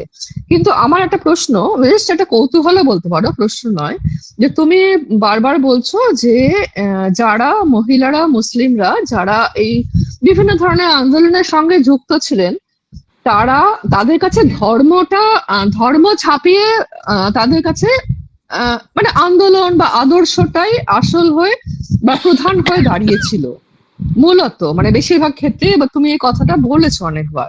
তো সেই প্রসঙ্গ থেকে আমার একটা কৌতূহল, যে দেশভাগ হওয়ার পরে তুমি এটাও বলেছো যে অনেকেই এদের মধ্যে পশ্চিম পাকিস্তান বা পূর্ব পাকিস্তান সেই সময়কার সেখানে চলে যাচ্ছেন। এবং তাহলে আমার প্রশ্ন হচ্ছে যে সেটা কেন? সেটা কি কোনো অন্যান্য চাপে, নাকি সেখানে কি ধর্ম কোনো কাজ করলো কি? এটাই। আচ্ছা, একটু অপর্ণাদি, একটু অনুরাধার উত্তরটা আগে দিয়ে দেবো। আমি অনুরাধার উত্তরটা একটু দিই। আপনি তো প্রথমটা শুনতে পেলেন না স্যার, কিন্তু যাই হোক আলোচনার থাকুন আপনি এই আলোচনায়। ঠিক আছে, হ্যাঁ করো। না মানে আমি বলেছি যে ওটা কিন্তু বললে বোধহয় একটু অতিকথন হয়ে যাবে, মানে একটু অতিকথন, মানে আমি বলছি যে একটু বাড়িয়ে বলা হয়ে যাবে যে একেবারে ধর্ম বা সাম্প্রদায়িক পরিচয়কে আড়ালে রেখে তারা পুরোটাই জাতীয়, তা নয়। কিন্তু মানে ব্যাপারটা খানিকটা পরিস্থিতিগত বটে। মানে যে সময় দেখছি যে সময় সমঝোতা একটা হচ্ছে, মুসলিম লীগ বা ওই অসহযোগ আন্দোলনের সময় অসহযোগ খিলাফত যে সমঝোতা, কংগ্রেস মুসলিম লীগ সমঝোতা, সেই সময়তে মানে সহজ হয়েছে মুসলিম মেয়েদের পক্ষে জাতীয়তাবাদী কথাবার্তা বলা, তাদের পক্ষে সহজ হয়েছে। হ্যাঁ, মানে সবসময় যে তারা একেবারে সম্প্রদায়ের ঊর্ধ্বে গিয়ে কথা বলতে পেরেছেন বা সেরকম বলেছেন তা নয়, সেটা নয়। হ্যাঁ, তবে হ্যাঁ অনেক ক্ষেত্রেই তো হ্যাঁ পুরো মানে তার সম্প্রদায়ের সংখ্যাগরিষ্ঠ মানুষ যেদিকে যাচ্ছেন, তারা তার বিপরীতে গিয়ে কথা বলছেন, সেদিক থেকে তারা সংখ্যালঘু হয়ে যাচ্ছেন, সেটা তো বটেই। কিন্তু সবাই যে একেবারে মানে তারা পরিস্থিতি বিশেষে কথা বলেছেন, কিন্তু মানে যখন মনে হয়েছে, যেমন আমি জোবাইদা খাতুন চৌধুরীর কথাই বলি, মানে যে সময় মানে একটা সমঝোতা চলছে কংগ্রেস এবং মুসলিম লীগের মধ্যে, তখন তিনি তো কংগ্রেসের সদস্য হয়েছেন, সবই ঠিক আছে, কিন্তু পরে তার মনে হয়েছে কোথাও, যেটা অন্যদেরও মনে হতো যে কংগ্রেস হিন্দুদের সংগঠন। যখন তার সেটা মনে হয়েছে, তিনি কিন্তু কংগ্রেস থেকে সরে এসেছেন, মুসলিম লীগে গেছেন। কাজে সবসময় তারা সাম্প্রদায়িক পরিচয়ের ঊর্ধ্বে উঠতে পেরেছেন এরকম হয়তো নয়। আচ্ছা, দ্বিতীয়টা হচ্ছে যে কেন গেলেন পূর্ব পাকিস্তান বা পশ্চিম পাকিস্তানে, কেন গেলেন সবাই জাননি, কিন্তু অধিকাংশই গিয়েছিলেন। এখন এটা অস্বীকার করার উপায় নেই যে ইসলাম ধর্মের একটা যূথবদ্ধতার ব্যাপার কিন্তু আছে। হ্যাঁ, তো এবং একটা সময় যে বাঙালি মুসলিম মহিলারা ভীষণ অসাম্প্রদায়িক কথাবার্তা বলেছেন, এমনকি তার মধ্যে আমি রোকেয়াকেও ধরছি, তারাও কিন্তু একটা জায়গাতে গিয়ে সাম্প্রদায়িক পরিচয়ের ঊর্ধ্বে কিন্তু উঠতে পারছেন না। হ্যাঁ, সেটা রোকেয়ারও কিছু কিছু লেখার মধ্যে আমরা দেখছি, এমনকি সুফিয়া কামালও। সুফিয়া কামাল বা এরা, শামসুন্নাহার মাহমুদ বটেই।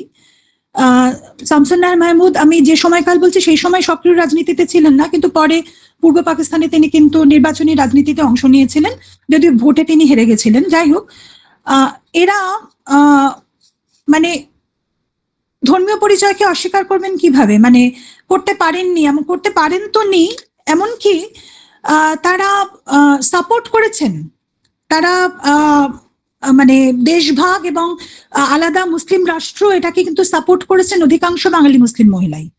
হ্যাঁ, এবং সেই কারণেই একটা তো দেখো শিকড়ের টান তো থাকেই, একটা শিকড়ের টান তো থাকে। এটা যদি সেই জায়গায় যদি হিন্দু মহিলারাও পড়তেন, তাদেরও আমার ধারণা তারাও একই রকম আচরণই করতেন, কারণ তাদের পরিজন আত্মীয় স্বজন রয়ে গেছেন বেশিরভাগই পূর্ব বাংলায়, তাদের বেশিরভাগেরই শিকড় পূর্ব বাংলায়, তারা কলকাতায় কাজের সূত্রে বা স্বামীর চাকরির সূত্রে আছেন, হয়তো এখানে পড়াশোনা করেছেন, কিন্তু তাদের একটা টান রয়ে গেছে ওদিকে। এবং যখন পৃথক মুসলিম রাষ্ট্র তৈরি হচ্ছে, তখন খুব স্বাভাবিকভাবেই তাদের ওই শিকড়ে ফিরে যাওয়ার ব্যাপার এটা তো থাকবেই। এটা তো কেউই বোধহয় আমরা অস্বীকার করতে পারি না। ফলে এরা অধিকাংশই কিন্তু অপশন দিয়েছেন, মানে অনেকে এখানে চাকরি করতেন, সবার নাম এখানে আমি বলার সুযোগ পাচ্ছি না, এখানে মানে কলকাতায় তারা চাকরি করতেন, চাকরি করতে করতে তারা পড়াশোনা করতে বিদেশে গেছেন। তারপর যখন অপশন দেওয়ার কথা হলো যে তারা কোথায় এসে চাকরি করবেন, তারা কিন্তু পূর্ব বাংলাতে অপশন দিয়েছেন, মানে কলকাতায় থাকবেন না ঢাকায় থাকবেন। হ্যাঁ, এরকম কিন্তু অনেকেই করেছেন। তো আবার এটাও সত্যি যে দেশভাগের পর তারা পূর্ব বাংলায় গেলেন, মানে সেখানে চাকরি বাকরি করছেন, কিন্তু তাদের স্বপ্নভঙ্গ হচ্ছে। সেই কারণটাও আমাদের জানা, যে সেই কারণেই আমি বললাম যে আলটিমেটলি বোধহয় তাদের বাঙালি পরিচয়টাই সবচেয়ে সামনে এগিয়ে এসেছিল, যে কারণে পূর্ব বাংলায় গিয়ে তারা তো সন্তুষ্ট থাকতে পারতেন, কিন্তু থাকছেন না কেন? তাদের মনে হচ্ছে, মানে সুফিয়া কামাল বলেছিলেন যে আমাদের এত যে আশা ভরসা ভরা আমাদের যে পাকিস্তান, যে আশা নিয়ে যে স্বপ্ন নিয়ে আমরা তৈরি করলাম, সেই স্বপ্ন কি রক্ষিত হচ্ছে না। হ্যাঁ, মানে তারা তো তাদের বাঙালিত্ব ত্যাগ করে যেতে চাননি, তাদের আলটিমেটলি তাদের বাঙালি পরিচয়টাই মুখ্য হয়ে দাঁড়িয়েছিল, তা না হলে কিন্তু শেষ অব্দি মুক্তিযুদ্ধ বা স্বাধীন বাংলাদেশের জন্ম হতো না। এবং এখনো যে পরিস্থিতি, আমার মনে হয় সেই পরিস্থিতি থেকেও হয়তো নিশ্চয়ই বাংলাদেশ আবার বেরিয়ে আসবে, এবং আলটিমেটলি কিন্তু ভাষা কেন্দ্রিক যে স্বাজাত্যবোধ, ভাষাকে কেন্দ্র করে যে দেশপ্রেম, সেইটাই কিন্তু আলটিমেটলি বোধহয় ভাষা এবং সংস্কৃতি অবশ্যই, সেটা কিন্তু ধর্মীয় পরিচয়কে হয়তো ছাপিয়ে যাবে আলটিমেটলি, যেটা একসময় ছাপিয়ে গেছিল। হ্যাঁ, কাজেই বাংলাদেশে ওরা গেছেন, পূর্ব বাংলাতে গেছেন, কেউ যাদের একটু শিকড়টা লাহোর বা ওইদিকে ছিল তারা পশ্চিম পাকিস্তানে গেছেন, যারা উর্দু ভাষী ছিলেন, বাড়িতে যাদের উর্দু কথা হতো, আর যারা বাংলা ভাষায় কথা বলতেন, বাংলায় পড়াশোনা করছেন, লেখালেখি করেছেন, তারা পূর্ব বাংলাতে গেছেন। কিন্তু গিয়ে অনেকেই কিন্তু স্বপ্নভঙ্গের কথা লিখেছেন। হ্যাঁ, অনেকেই পরে মানে স্মৃতিচারণ করেছেন যে কলকাতা জীবনে তারা কিন্তু অনেক খোলামেলা পরিবেশে পড়াশোনা করেছেন, তাদের পর্দা মেনটেন করতে হয়নি, কিন্তু কোথাও গিয়ে তাদের মনে হয়েছে ওখানে গিয়ে যে তাদেরকে যেন নতুন করে আবার পর্দা করিয়ে দেওয়া হলো। হ্যাঁ, সবার অভিজ্ঞতা এক নয় হয়তো, নিশ্চয়ই, কিন্তু অনেকেরই স্বপ্নভঙ্গ হয়েছে এবং স্বপ্নভঙ্গের কথা তারা তাদের স্মৃতিচারণে লিখে গেছেন। কাজেই পূর্ব বাংলায় যাওয়াটা তাদের কাছে বা পূর্ব বাংলায় বা মানে পশ্চিম পাকিস্তানে যাওয়াটা তাদের কাছে খুব স্বাভাবিক ছিল। মানে এটা যে কেউ যে কোনো অন্য সম্প্রদায়ের মানুষ হলেও তারা হয়তো সেটা যেতেন, কিন্তু আবার তাদের স্বপ্নভঙ্গও হয়েছিল, সেটাও কিন্তু ঠিক। এটা আমি মানে অনুরাধা, আমি জানি না আমি উত্তর দিতে পারলাম কিনা। হ্যাঁ হ্যাঁ, তুমি খুব ভালোভাবে উত্তর দিয়েছো, থ্যাংক ইউ। জয়তী নাগ হাত তুলেছিলেন। জয়তী, তুমি বলো, মাইক অন করো। হ্যাঁ হ্যাঁ হ্যাঁ, সোমা ম্যাডাম, আমার জাস্ট দুটো কোয়েরি আছে। একটা হচ্ছে যে মানে এই যে ঔপনিবেশিক ভারতবর্ষের সময়, সে সময় মুসলিম নারীরা কি হোয়াইট কলার এমপ্লয়িজ আমরা যাদের বলছি, মানে ধরুন মানে ব্রিটিশ শাসনের অন্তর্গত, তারা কি কোনো চাকরি গ্রহণ করতেন? এবং আর একটা প্রশ্ন যেটা, সেটা কমপ্লিটলি সেপারেট, যেহেতু আপনি প্রস্টিটিউশনের বিষয়টাও তুললেন, সেজন্য আমার যেটা নিজের রিসার্চ করতে গিয়ে আমি দেখেছিলাম যে প্রস্টিটিউট মানে সেক্স ওয়ার্কার্সদেরও ওয়ার্কার্স হিসেবে ধরা হয়, কিছু কিছু ঐতিহাসিক কাজ করেছেন তাদের উপরে। তাহলে মানে সেক্স ওয়ার্কার্সদেরও কি এই আলাদা অ্যাজ লেবারার্স বা ওয়ার্কার্স এর কোনো মানে স্থান দেওয়া হয়েছিল এই সময়, মানে না, না, ঔপনিবেশিক ভারতে? না না, সেটা তো সম্ভবই ছিল না। মানে সেটা তো সেই সময় তো ভাবাই হতো না।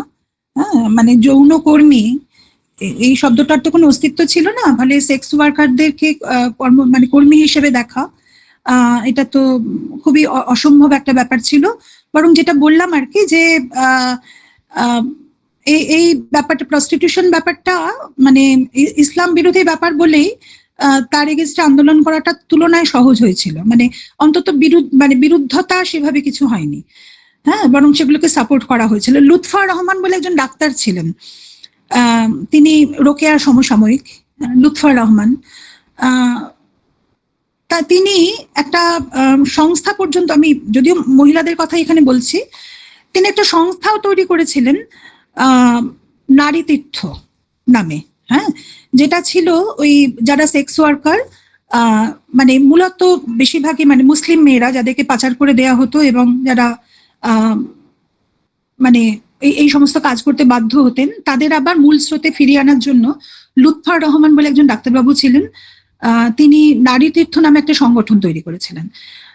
তো এদের তখন সেক্স ওয়ার্কার ভাবার এবং তাদেরকে শ্রমজীবী ভাবার কোনো মানে সেই ধরনের চিন্তা ভাবনা তখন আসার মানে প্রশ্নই ছিল না, ফলে আসেনি। আর দ্বিতীয়ত, হ্যাঁ অবশ্যই সরকারি চাকরি তো করতেনই। আমরা অনেকেরই মুসলিম মহিলাদের নাম আমরা পাই, জানি, যারা রীতিমতো পড়াশোনা করার পর সরকারি চাকরি করেছেন।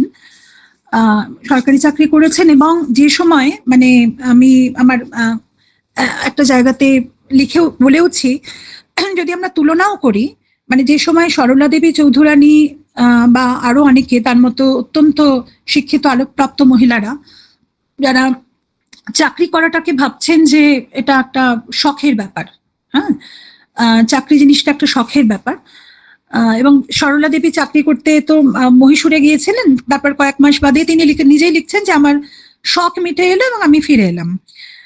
তো কিন্তু প্রথম যুগে যে সমস্ত মুসলিম মেয়েরা চাকরি করতেন, কেউ হয়তো স্কুল ইন্সপেক্টর ছিলেন, কেউ অন্য চাকরি করেছেন, তারা কিন্তু চাকরি ছেড়ে দেওয়ার কথা কোথাও বলেননি।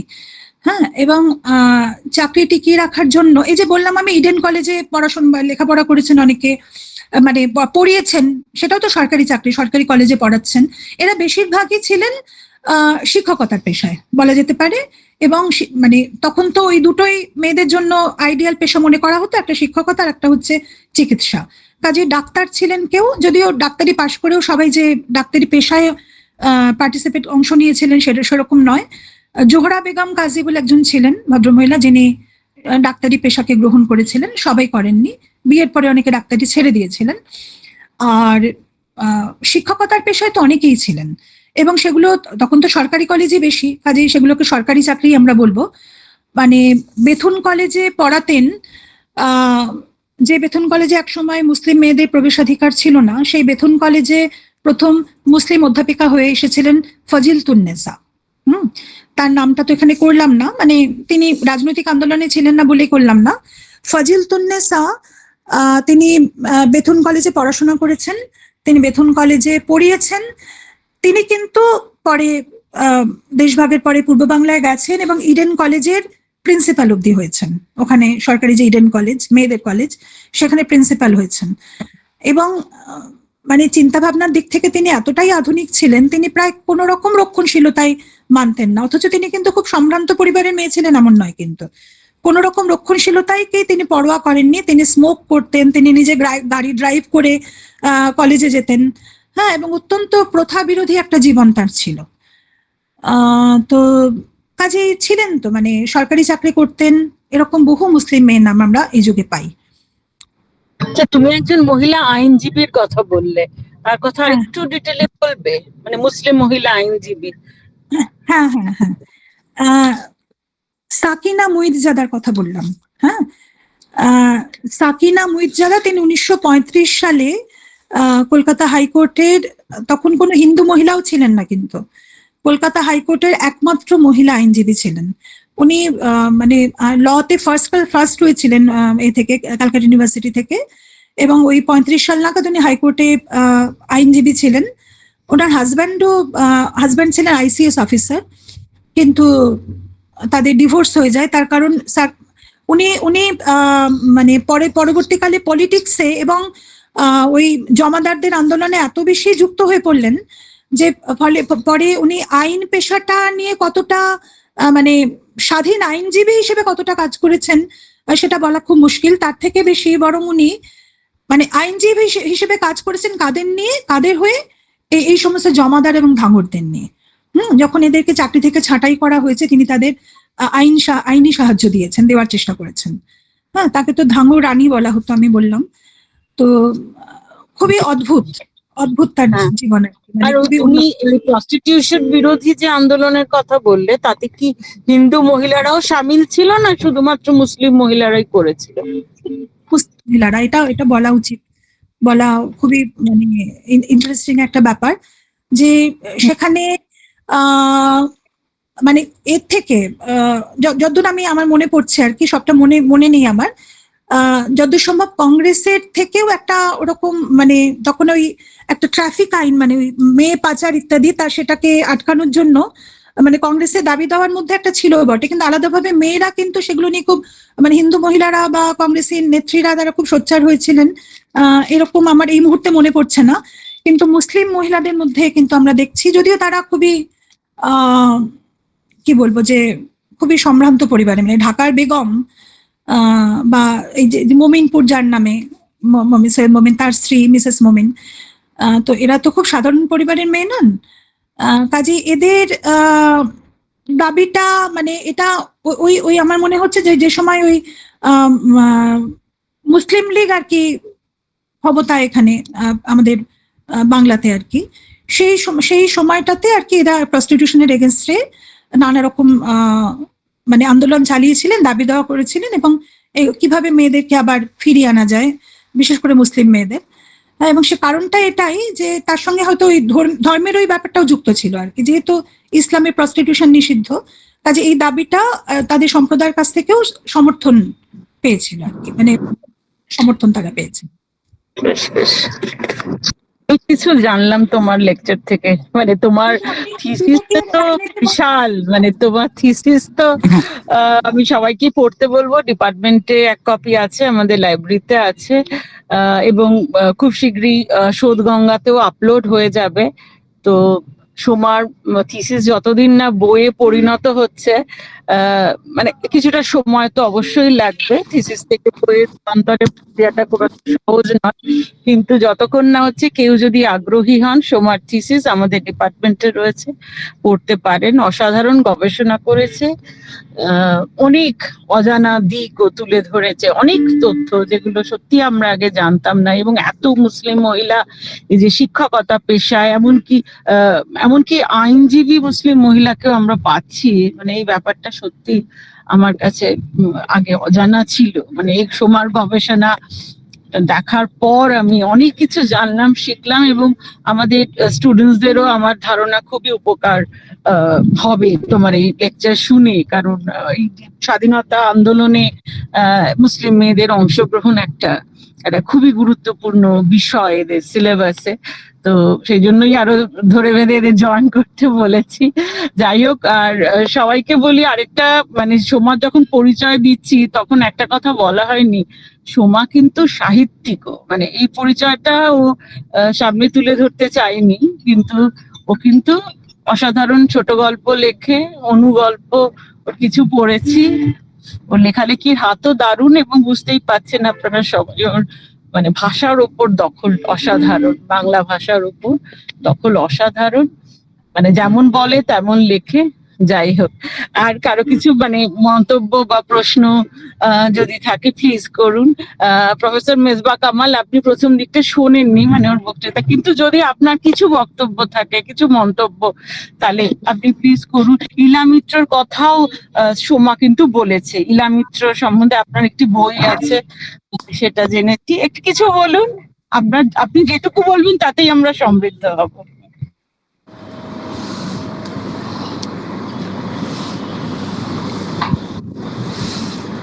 অনেক ধন্যবাদ।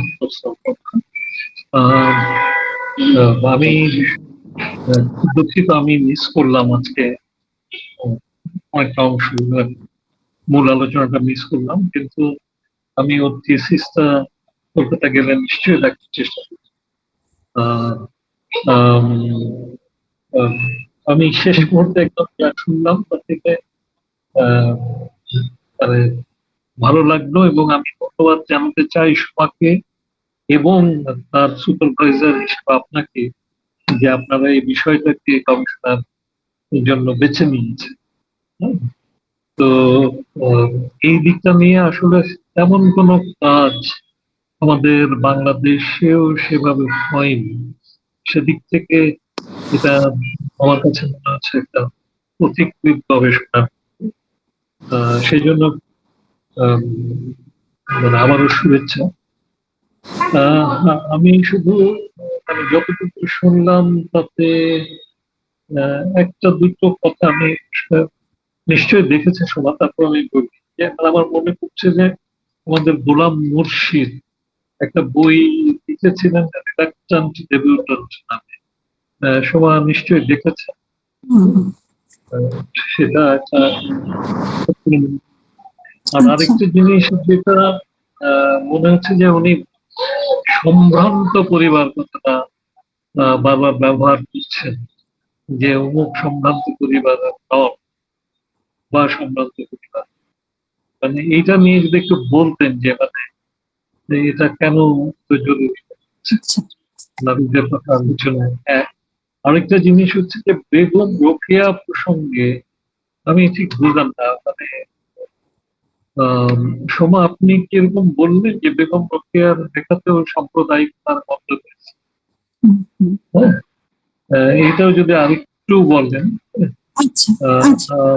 আর মানে আর আমি ওই নামটা ধরতে পারিনি, আপনি যে বললেন যে জমাদার এবং ধাঙ্গরদের নিয়ে কাজ করতে, হ্যাঁ ওনার সম্পর্কেও যদি একটু সময় থাকে এবং যদি বল খুশি হবো। আমি আবারও ক্ষমা চাইছি, আমি না না স্যার, এত ব্যস্ততার মধ্যে আপনি জয়েন করেছেন, আমরা খুব খুশি হয়েছি। আর আমি একটা মিটিং এ ঢুকছি বলে এখন লিভ করছি, আপনারা প্লিজ আলোচনাটা চালিয়ে যাবেন।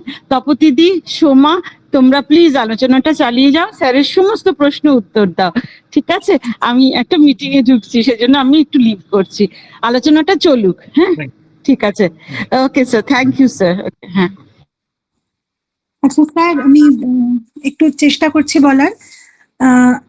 সম্ভ্রান্ত কথাটা এই কারণেই বললাম যে দুটোর তফাৎ বোঝানোর জন্য। মানে রাজনীতিতে যারা অংশ নিয়েছিলেন ওই সময়টা, আমার সময়টা হচ্ছে বিংশ শতকে রাজনীতিতে মুসলিম মেয়েরা তাদের শ্রেণী চরিত্র যদি আমরা বিশ্লেষণ করি, তাহলে তাদের অনেকেই কিন্তু খুব সাধারণ পরিবার থেকে এসেছিলেন, আবার অনেকেই ততটা সাধারণ পরিবার নয়। হ্যাঁ, এখন দেখুন, শায়েস্তা ইকরামুল্লাহ তিনি সোহরাবর্দী পরিবারের মেয়ে ছিলেন, যদিও কলকাতায়, কিন্তু তাদের তো অন্য, মানে বুঝতেই পারছেন যে সেই পরিবার থেকে কত বড় বড় রাজনীতিক এসেছেন। হ্যাঁ, তো সেরকম হাসিনা মুর্শিদ তিনি ফজলুল হকের বাড়ির মহিলা ছিলেন। কাজেই সেই হিসেবে এদেরকে আমরা, মানে সবাই হয়তো বাংলা ভাষী পরিবার থেকেও আসেননি।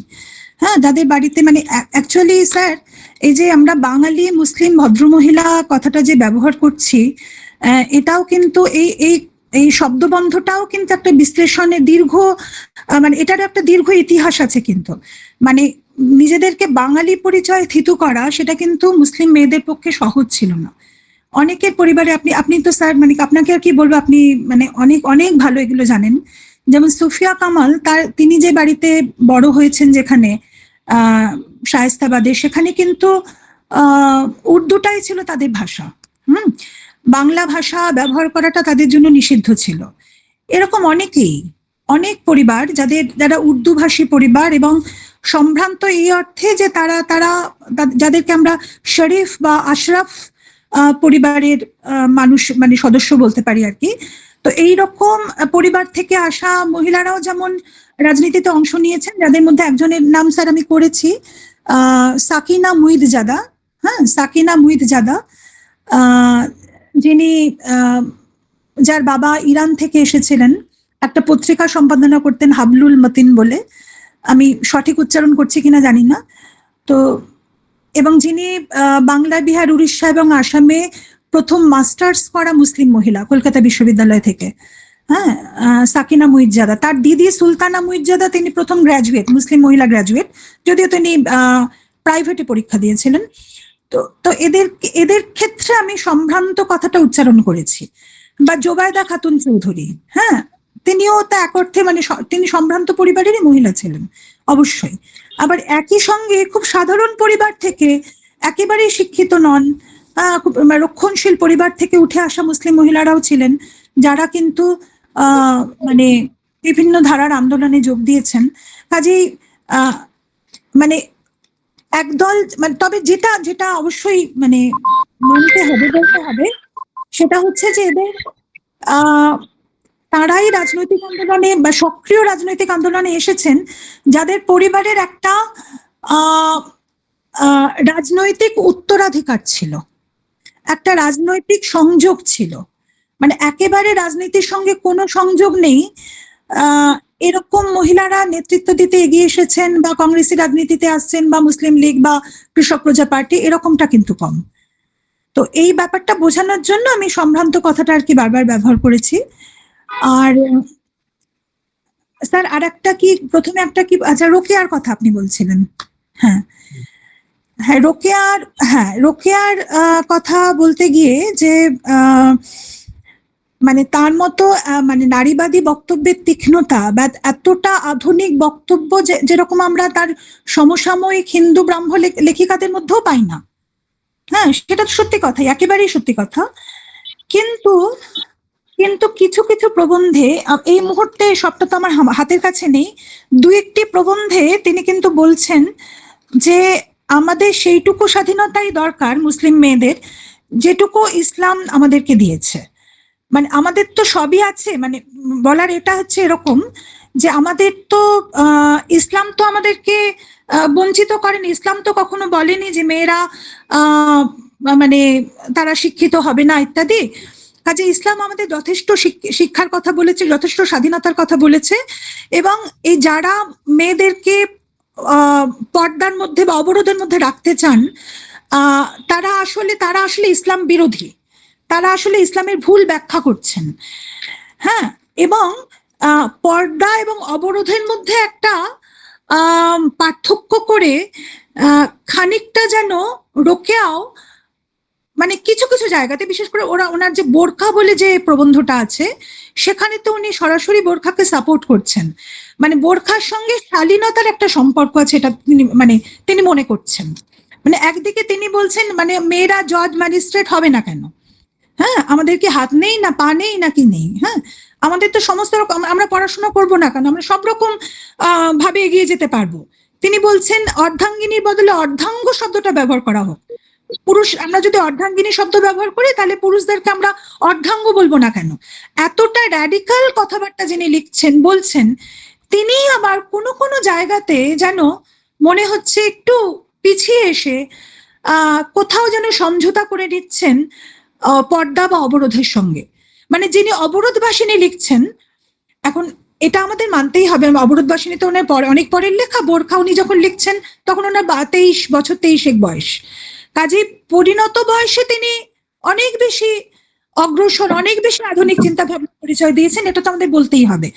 তা সত্ত্বেও কোথাও কোথাও রোকেয়ার, এবং স্যার আমি একটু যদি সময় দেন একটা কথা বলি, সেটা হচ্ছে আরো বেশি করে জানা যায় রোকেয়ার যারা শিষ্যা, মানে রোকেয়ার ঘনিষ্ঠ সংস্পর্শে যারা এসেছিলেন, ঠিক তার পরের প্রজন্মের দুজন, শামসুন্নাহার মাহমুদ এবং সুফিয়া কামাল, তারা যখন রোকেয়া সম্পর্কে স্মৃতিচারণ করছেন, তারা বারবার বলছেন রোকেয়া এটা বলতেন, রোকেয়া এরকম করতেন, এরকম বলছেন। তো সেখানে তারা বারবার বলছেন যে রোকেয়া বলতেন যে হ্যাঁ মানে অবরোধ ব্যাপারটা ঠিক নয়, কিন্তু বোরখা ব্যাপারটা ঠিক আছে, বোরখা তো খারাপ কিছু নয়।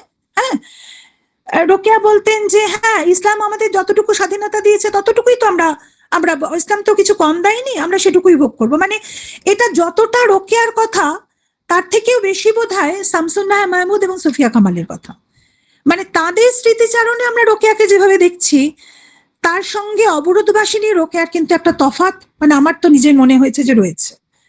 হ্যাঁ, সেই কারণেই রোকেয়ার নামটা তখন বলেছিলাম স্যার।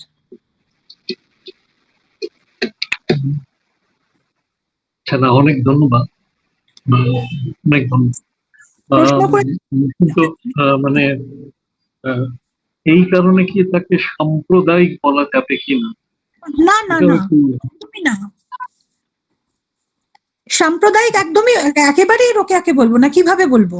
হ্যাঁ, সাম্প্রদায়িক একেবারেই নয়, কিন্তু তার একটা মানে কি বলবো যে খুব সচেতন, মানে নিজের সম্প্রদায় সম্পর্কে, সেটা খুব স্বাভাবিক ব্যাপার। হ্যাঁ, মানে এটা তো আত্মসচেতনতারই একটা কি বলবো পার্ট। হ্যাঁ, আমি যখন আত্মসচেতন, আমি নিজের পরিচয় সম্পর্কে যখন সচেতন, আমার নারী পরিচয় সম্পর্কে সচেতন, একইভাবে আমি বাঙালি বা আমি হিন্দু বা আমি মুসলিম, আমি খ্রিস্টান, এই পরিচয় সম্পর্কে সচেতনতা তো একটা থাকে। কাজেই রোকেয়া তো হ্যাঁ, খুব স্বাভাবিকভাবেই তিনি খুব সম্প্রদায় সচেতন। হ্যাঁ, সেটার মধ্যে এতটুকু কোনো অন্যায় নেই। এবং তিনি তো কাজ করেছেন মুসলিম মেয়েদের নিয়ে মুখ্যত, কিন্তু এটা সবসময় বলতে হবে যে রোকেয়ার বক্তব্যে যে তীব্রতা, যে ঝাঁজ, যে বিদ্রুপ, যে র্যাডিক্যাল কথাবার্তা, সেটার তুলনা সমসাময়িক কেন, পরবর্তীকালেও কজন হিন্দু বা কজন অন্য সম্প্রদায়ের মহিলা দেখাতে পেরেছেন, খুব সন্দেহের ব্যাপার। হ্যাঁ, তিনি শুধু প্রথম মুসলিম নারীবাদী নন, তিনি প্রথম বাঙালি নারীবাদী।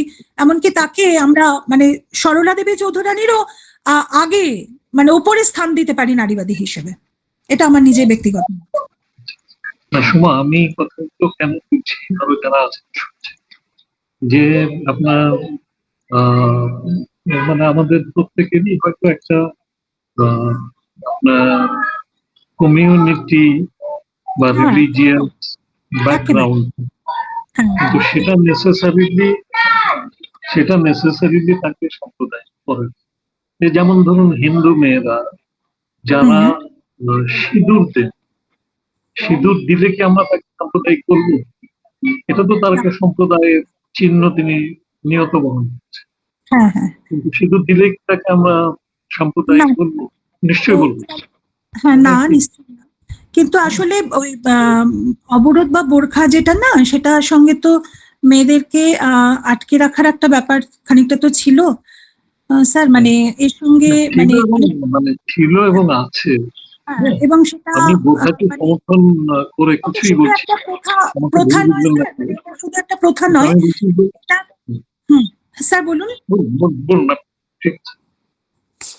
হ্যাঁ, না আপনি বলুন প্লিজ, ঠিক আছে, আমার বলা শেষ।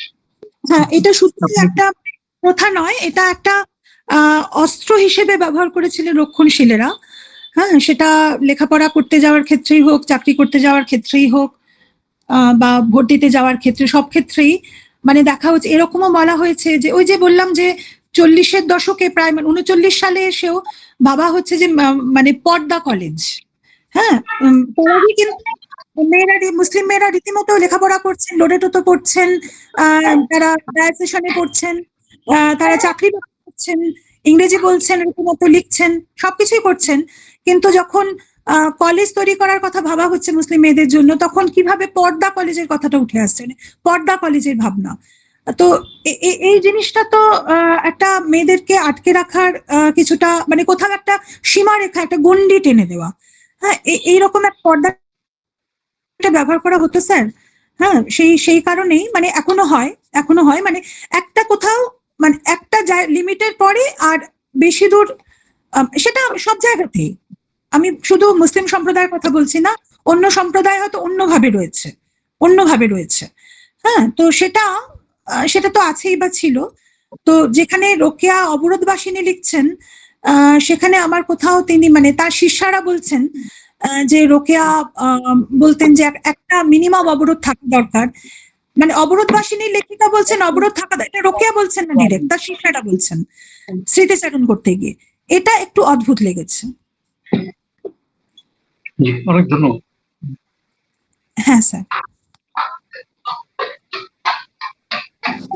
সোমা, আমি কি কিছু বলতে পারি?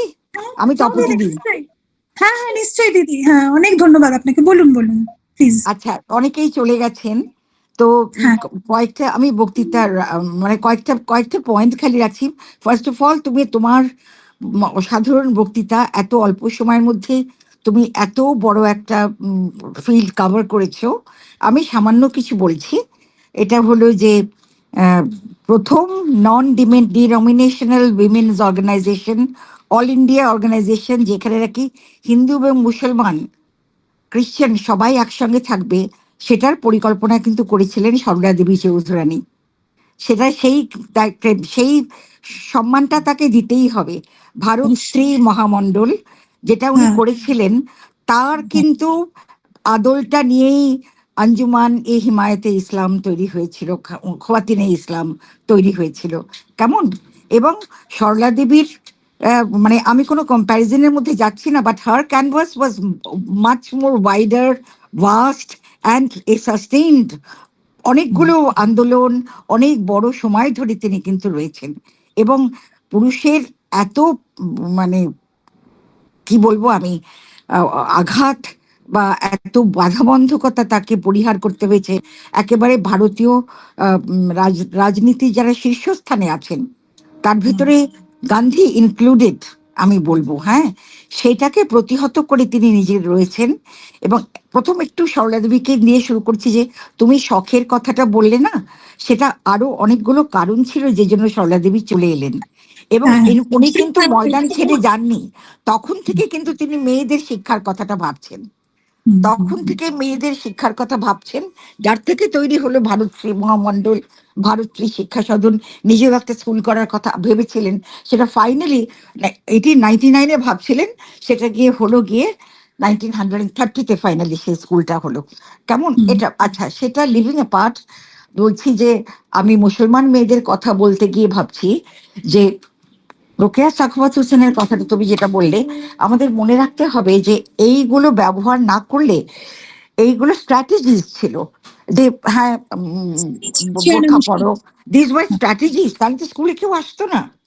ইনফ্যাক্ট রোকেয়ার স্কুলের অবস্থা খুবই খারাপ ছিল যখন রোকেয়া গেছেন, তার কাছাকাছি সময় উনি অবরোধবাসিনী লিখছেন। 20 বছর কিন্তু উনি কিচ্ছু লেখেননি। বিটুইন 1904 সেই সুলতানাস ড্রিম 3 বা 4 লিখেছেন, তারপর থেকে কিন্তু অবরোধবাসিনীর মধ্যে উনি কিছু লেখেননি। পার্টিসিপেট করেছেন কিন্তু লেখেননি, তার কারণ ছিল স্কুলটা তাহলে কিন্তু একেবারেই গ্রহণীয় হতো না, এবং সেই কারণেই লেখেননি। আর দুটো কথা বলছি, তার আগে রোকেয়ার আগে কিন্তু খুজিৎসা আখতার বানু স্কুল করেছিলেন 1909-এ, সোহরাওয়ার্দী ফ্যামিলির। হ্যাঁ, সেটাও কিন্তু খুজিৎসা আখতার বানুও কিন্তু খুব করেছেন, এমনকি লেডি ডাফরিনের সঙ্গে দেখা করেছেন মুসলমান মেয়েরা মেডিকেল সায়েন্স পড়তে পারে কিনা তার জন্যে, পর্দার মধ্যে। আর পর্দাটাকে ওরা সম্মান করে গেছেন এই কারণে যে পর্দা মেনটেন করেও লেখাপড়া করা যায়, সেটা মানে পর্দা তোমার জন্য কোনো বাধা নয়।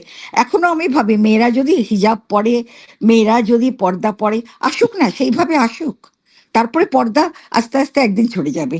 কি পর্দার মধ্যে আমাদের মেয়েরাও কাজ শুরু করেছিলেন, যারা ঊনবিংশ শতাব্দীর অগ্রমাতৃকা যারা, তারাও তো পর্দার বিরুদ্ধে একেবারে আলাদা করে সেরকম করে খুব সোচ্চার ছিলেন না। করলে আন্দোলন নষ্ট হয়ে যেত। এটা আমার নিজের বারবার মনে হচ্ছে। এবং আমি যেহেতু অনেক মুসলমান মেয়েদের সংস্পর্শে এসেছি রোটারি কলেজে চাকরির খাতিরে, মানে এই শায়েস্তা ইকরাম মোল্লা তো আমাদের কলেজেরই ছাত্রী, স্কুল এবং কলেজের ছাত্রী ছিলেন, সেটা তো তোমরা জানো।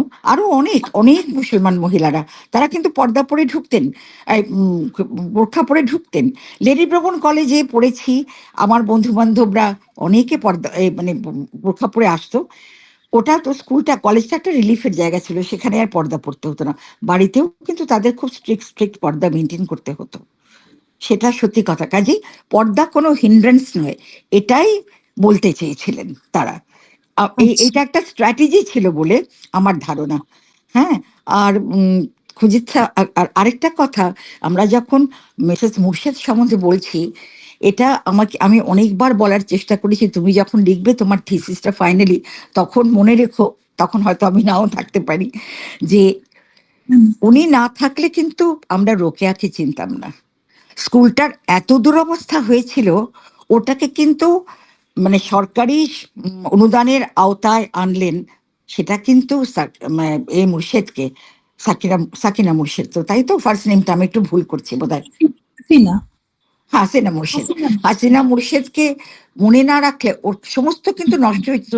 লাকিলি তখন লীগ মিনিস্ট্রি আছে, উনি সেখান থেকে একটা সাপোর্ট পেয়েছিলেন, কিন্তু উনি তো নিষ্ক্রিয় হয়ে বসে থাকতে পারতেন। ফজলুল হক মামা শ্বশুর ছিলেন, উনি তো মানে সোহরাওয়ার্দী ছিলেন, ওরা সমস্ত নিকট আত্মীয় সমস্ত। উনি সেই অবস্থানের সুযোগটা নিয়েছিলেন মেয়েদের শিক্ষার জন্য, এবং তার মেয়েরাও কোনো পর্দা মানত না। দুজন মেয়ে লেডি ব্রাউন কলেজে চাকরি করতেন, মিসেস তায়েব এবং আতিয়াদি। হ্যাঁ, একটু সেটাই জিজ্ঞেস করছি, ওনার মেয়ে আতিয়া মুর্শেদ আর মিসেস আর বড় ছিলেন মিসেস তায়েব, যিনি আমাদের লাইব্রেরিয়ান ছিলেন, অসামান্য একজন মহিলা ছিলেন। মিসেস তায়েবও আর মুস্তাক মুর্শেদ আমাদের পারিবারিক বন্ধু ছিলেন, মানে ওনার ছেলে। হ্যাঁ, এই আর কি। তো আতিয়াদি চমৎকার, মিসেস তায়েবও চমৎকার, এবং ফাইনেস্ট প্রোডাক্টস অফ, আমি বলবো, Indo Islamic education, western Indo Islamic education, সেইভাবে মেয়েদের উনি তৈরি করেছিলেন। আর আরেকটা, খুজিচ্ছা বানু ছাড়া আরেকটা কথা বলতে চাই, তুমি রোকেয়ার সঙ্গে আনোয়ারা বাহার চৌধুরী, তার লেখাও কিন্তু খুব ইম্পর্টেন্ট। তুমি নিশ্চয়ই সেটা দেখেছো। তোমাকে আমি আসলে আজকে ওই ছাত্রী ছিলেন ওখানকার, উনি সাকওয়াতের ছাত্রী ছিলেন, সাকওয়াত মেমোরিয়ালের। হ্যাঁ, একেবারে শেষের দিকে যখন মারা গেলেন, বাড়ি উস্তানি গুজার গেই বলে যখন বলছে, সেটা যে ওনার ভেতর থেকে সেই যে হাহাকারটা, এত সুন্দর লেখাটা, সেটা আনোয়ারা বাহার চৌধুরীর লেখাতে কিন্তু আমরা একজন ভীষণ জীবন্ত একে পাই। আর আর দুটি কথা আমার আছে, যে এই যে আমাদের ভোটাধিকার আন্দোলন হয়েছিল 1922 থেকে 1925 অব্দি, তার সঙ্গে কিন্তু সরলা দেবী চৌধুরানী, মৃণালিনী সেন, কুমুদিনী মিত্র, অবলা বসু, কামিনী রায়, এদের সঙ্গে কিন্তু কাঁধে কাঁধ মিলিয়ে রোকেয়া সাখাওয়াত হোসেনও ছিলেন। এবং সবচেয়ে মানে ভোট যারা যারা বিপক্ষে দিলেন, দুঃখের বিষয় তারা ছিলেন দুজন যে মানে অ্যাসেম্বলি মেম্বার ছিলেন, তারা রোকেয়ার বোনের ছেলে, গাজনবী ব্রাদার্সরা ভীষণ রকম ভাবে বাধা দিলেন। এবং ন্যাচারালি চিত্তরঞ্জন দাসের মৃত্যুতেই তো একটা ক্ষতি হলোই আমাদের এই আন্দোলনের। আর যেটা হলো যে এই প্রস্টিটিউশনের বিরুদ্ধে আন্দোলন যেটা, সেটা থেকেই তো অল বেঙ্গল উইমেন্স ইউনিয়নের জন্ম হলো। সেই অল বেঙ্গল উইমেন্স ইউনিয়নে কিন্তু মুসলমান মেয়েরাও ছিলেন, সেটা মুভও করেছিলেন একজন মুসলিম মহিলা, যে ওই একটা ওই উইমেন্স ট্রাফিকিং অ্যাক্ট, হ্যাঁ, সেটা সেই যে একটা যিনি মুভ করেছিলেন, তিনি কিন্তু একজন মুসলমান মহিলা ছিলেন। এবং তার সঙ্গে কিন্তু সমানে ছিলেন রমলা সিনহা, মৃণালিনী সেন, এরা কিন্তু ভীষণ রকম ভাবে ছিলেন। এরা তিনজন না হলে ওই আন্দোলনটা হতোই না। যখন মহিলা আত্মরক্ষা সমিতি তারপরে এলো, ওটার থেকে একটা ওটা থেকে একটা অফশুটকেই আমরা মহিলা আত্মরক্ষা সমিতি বলতে পারি। এইটুকুনি আমার বলার ছিল। খুব ভালো তোমার বলা হয়েছে, কি বলবো। আর তোমার সঙ্গে আমার অনেক ডায়ালগস হয়তো আমার নিজেরও পছন্দ হবে। হ্যাঁ হ্যাঁ হ্যাঁ হ্যাঁ, এই আর কি। অনেক কিছু করতে পারেননি বিকজ পায়োনিয়ারদের কাঁধে অনেক ভার থাকে, তো অনেক প্রত্যেকটা স্টেপ তাদের খুব ভেবে ফেলতে হয়।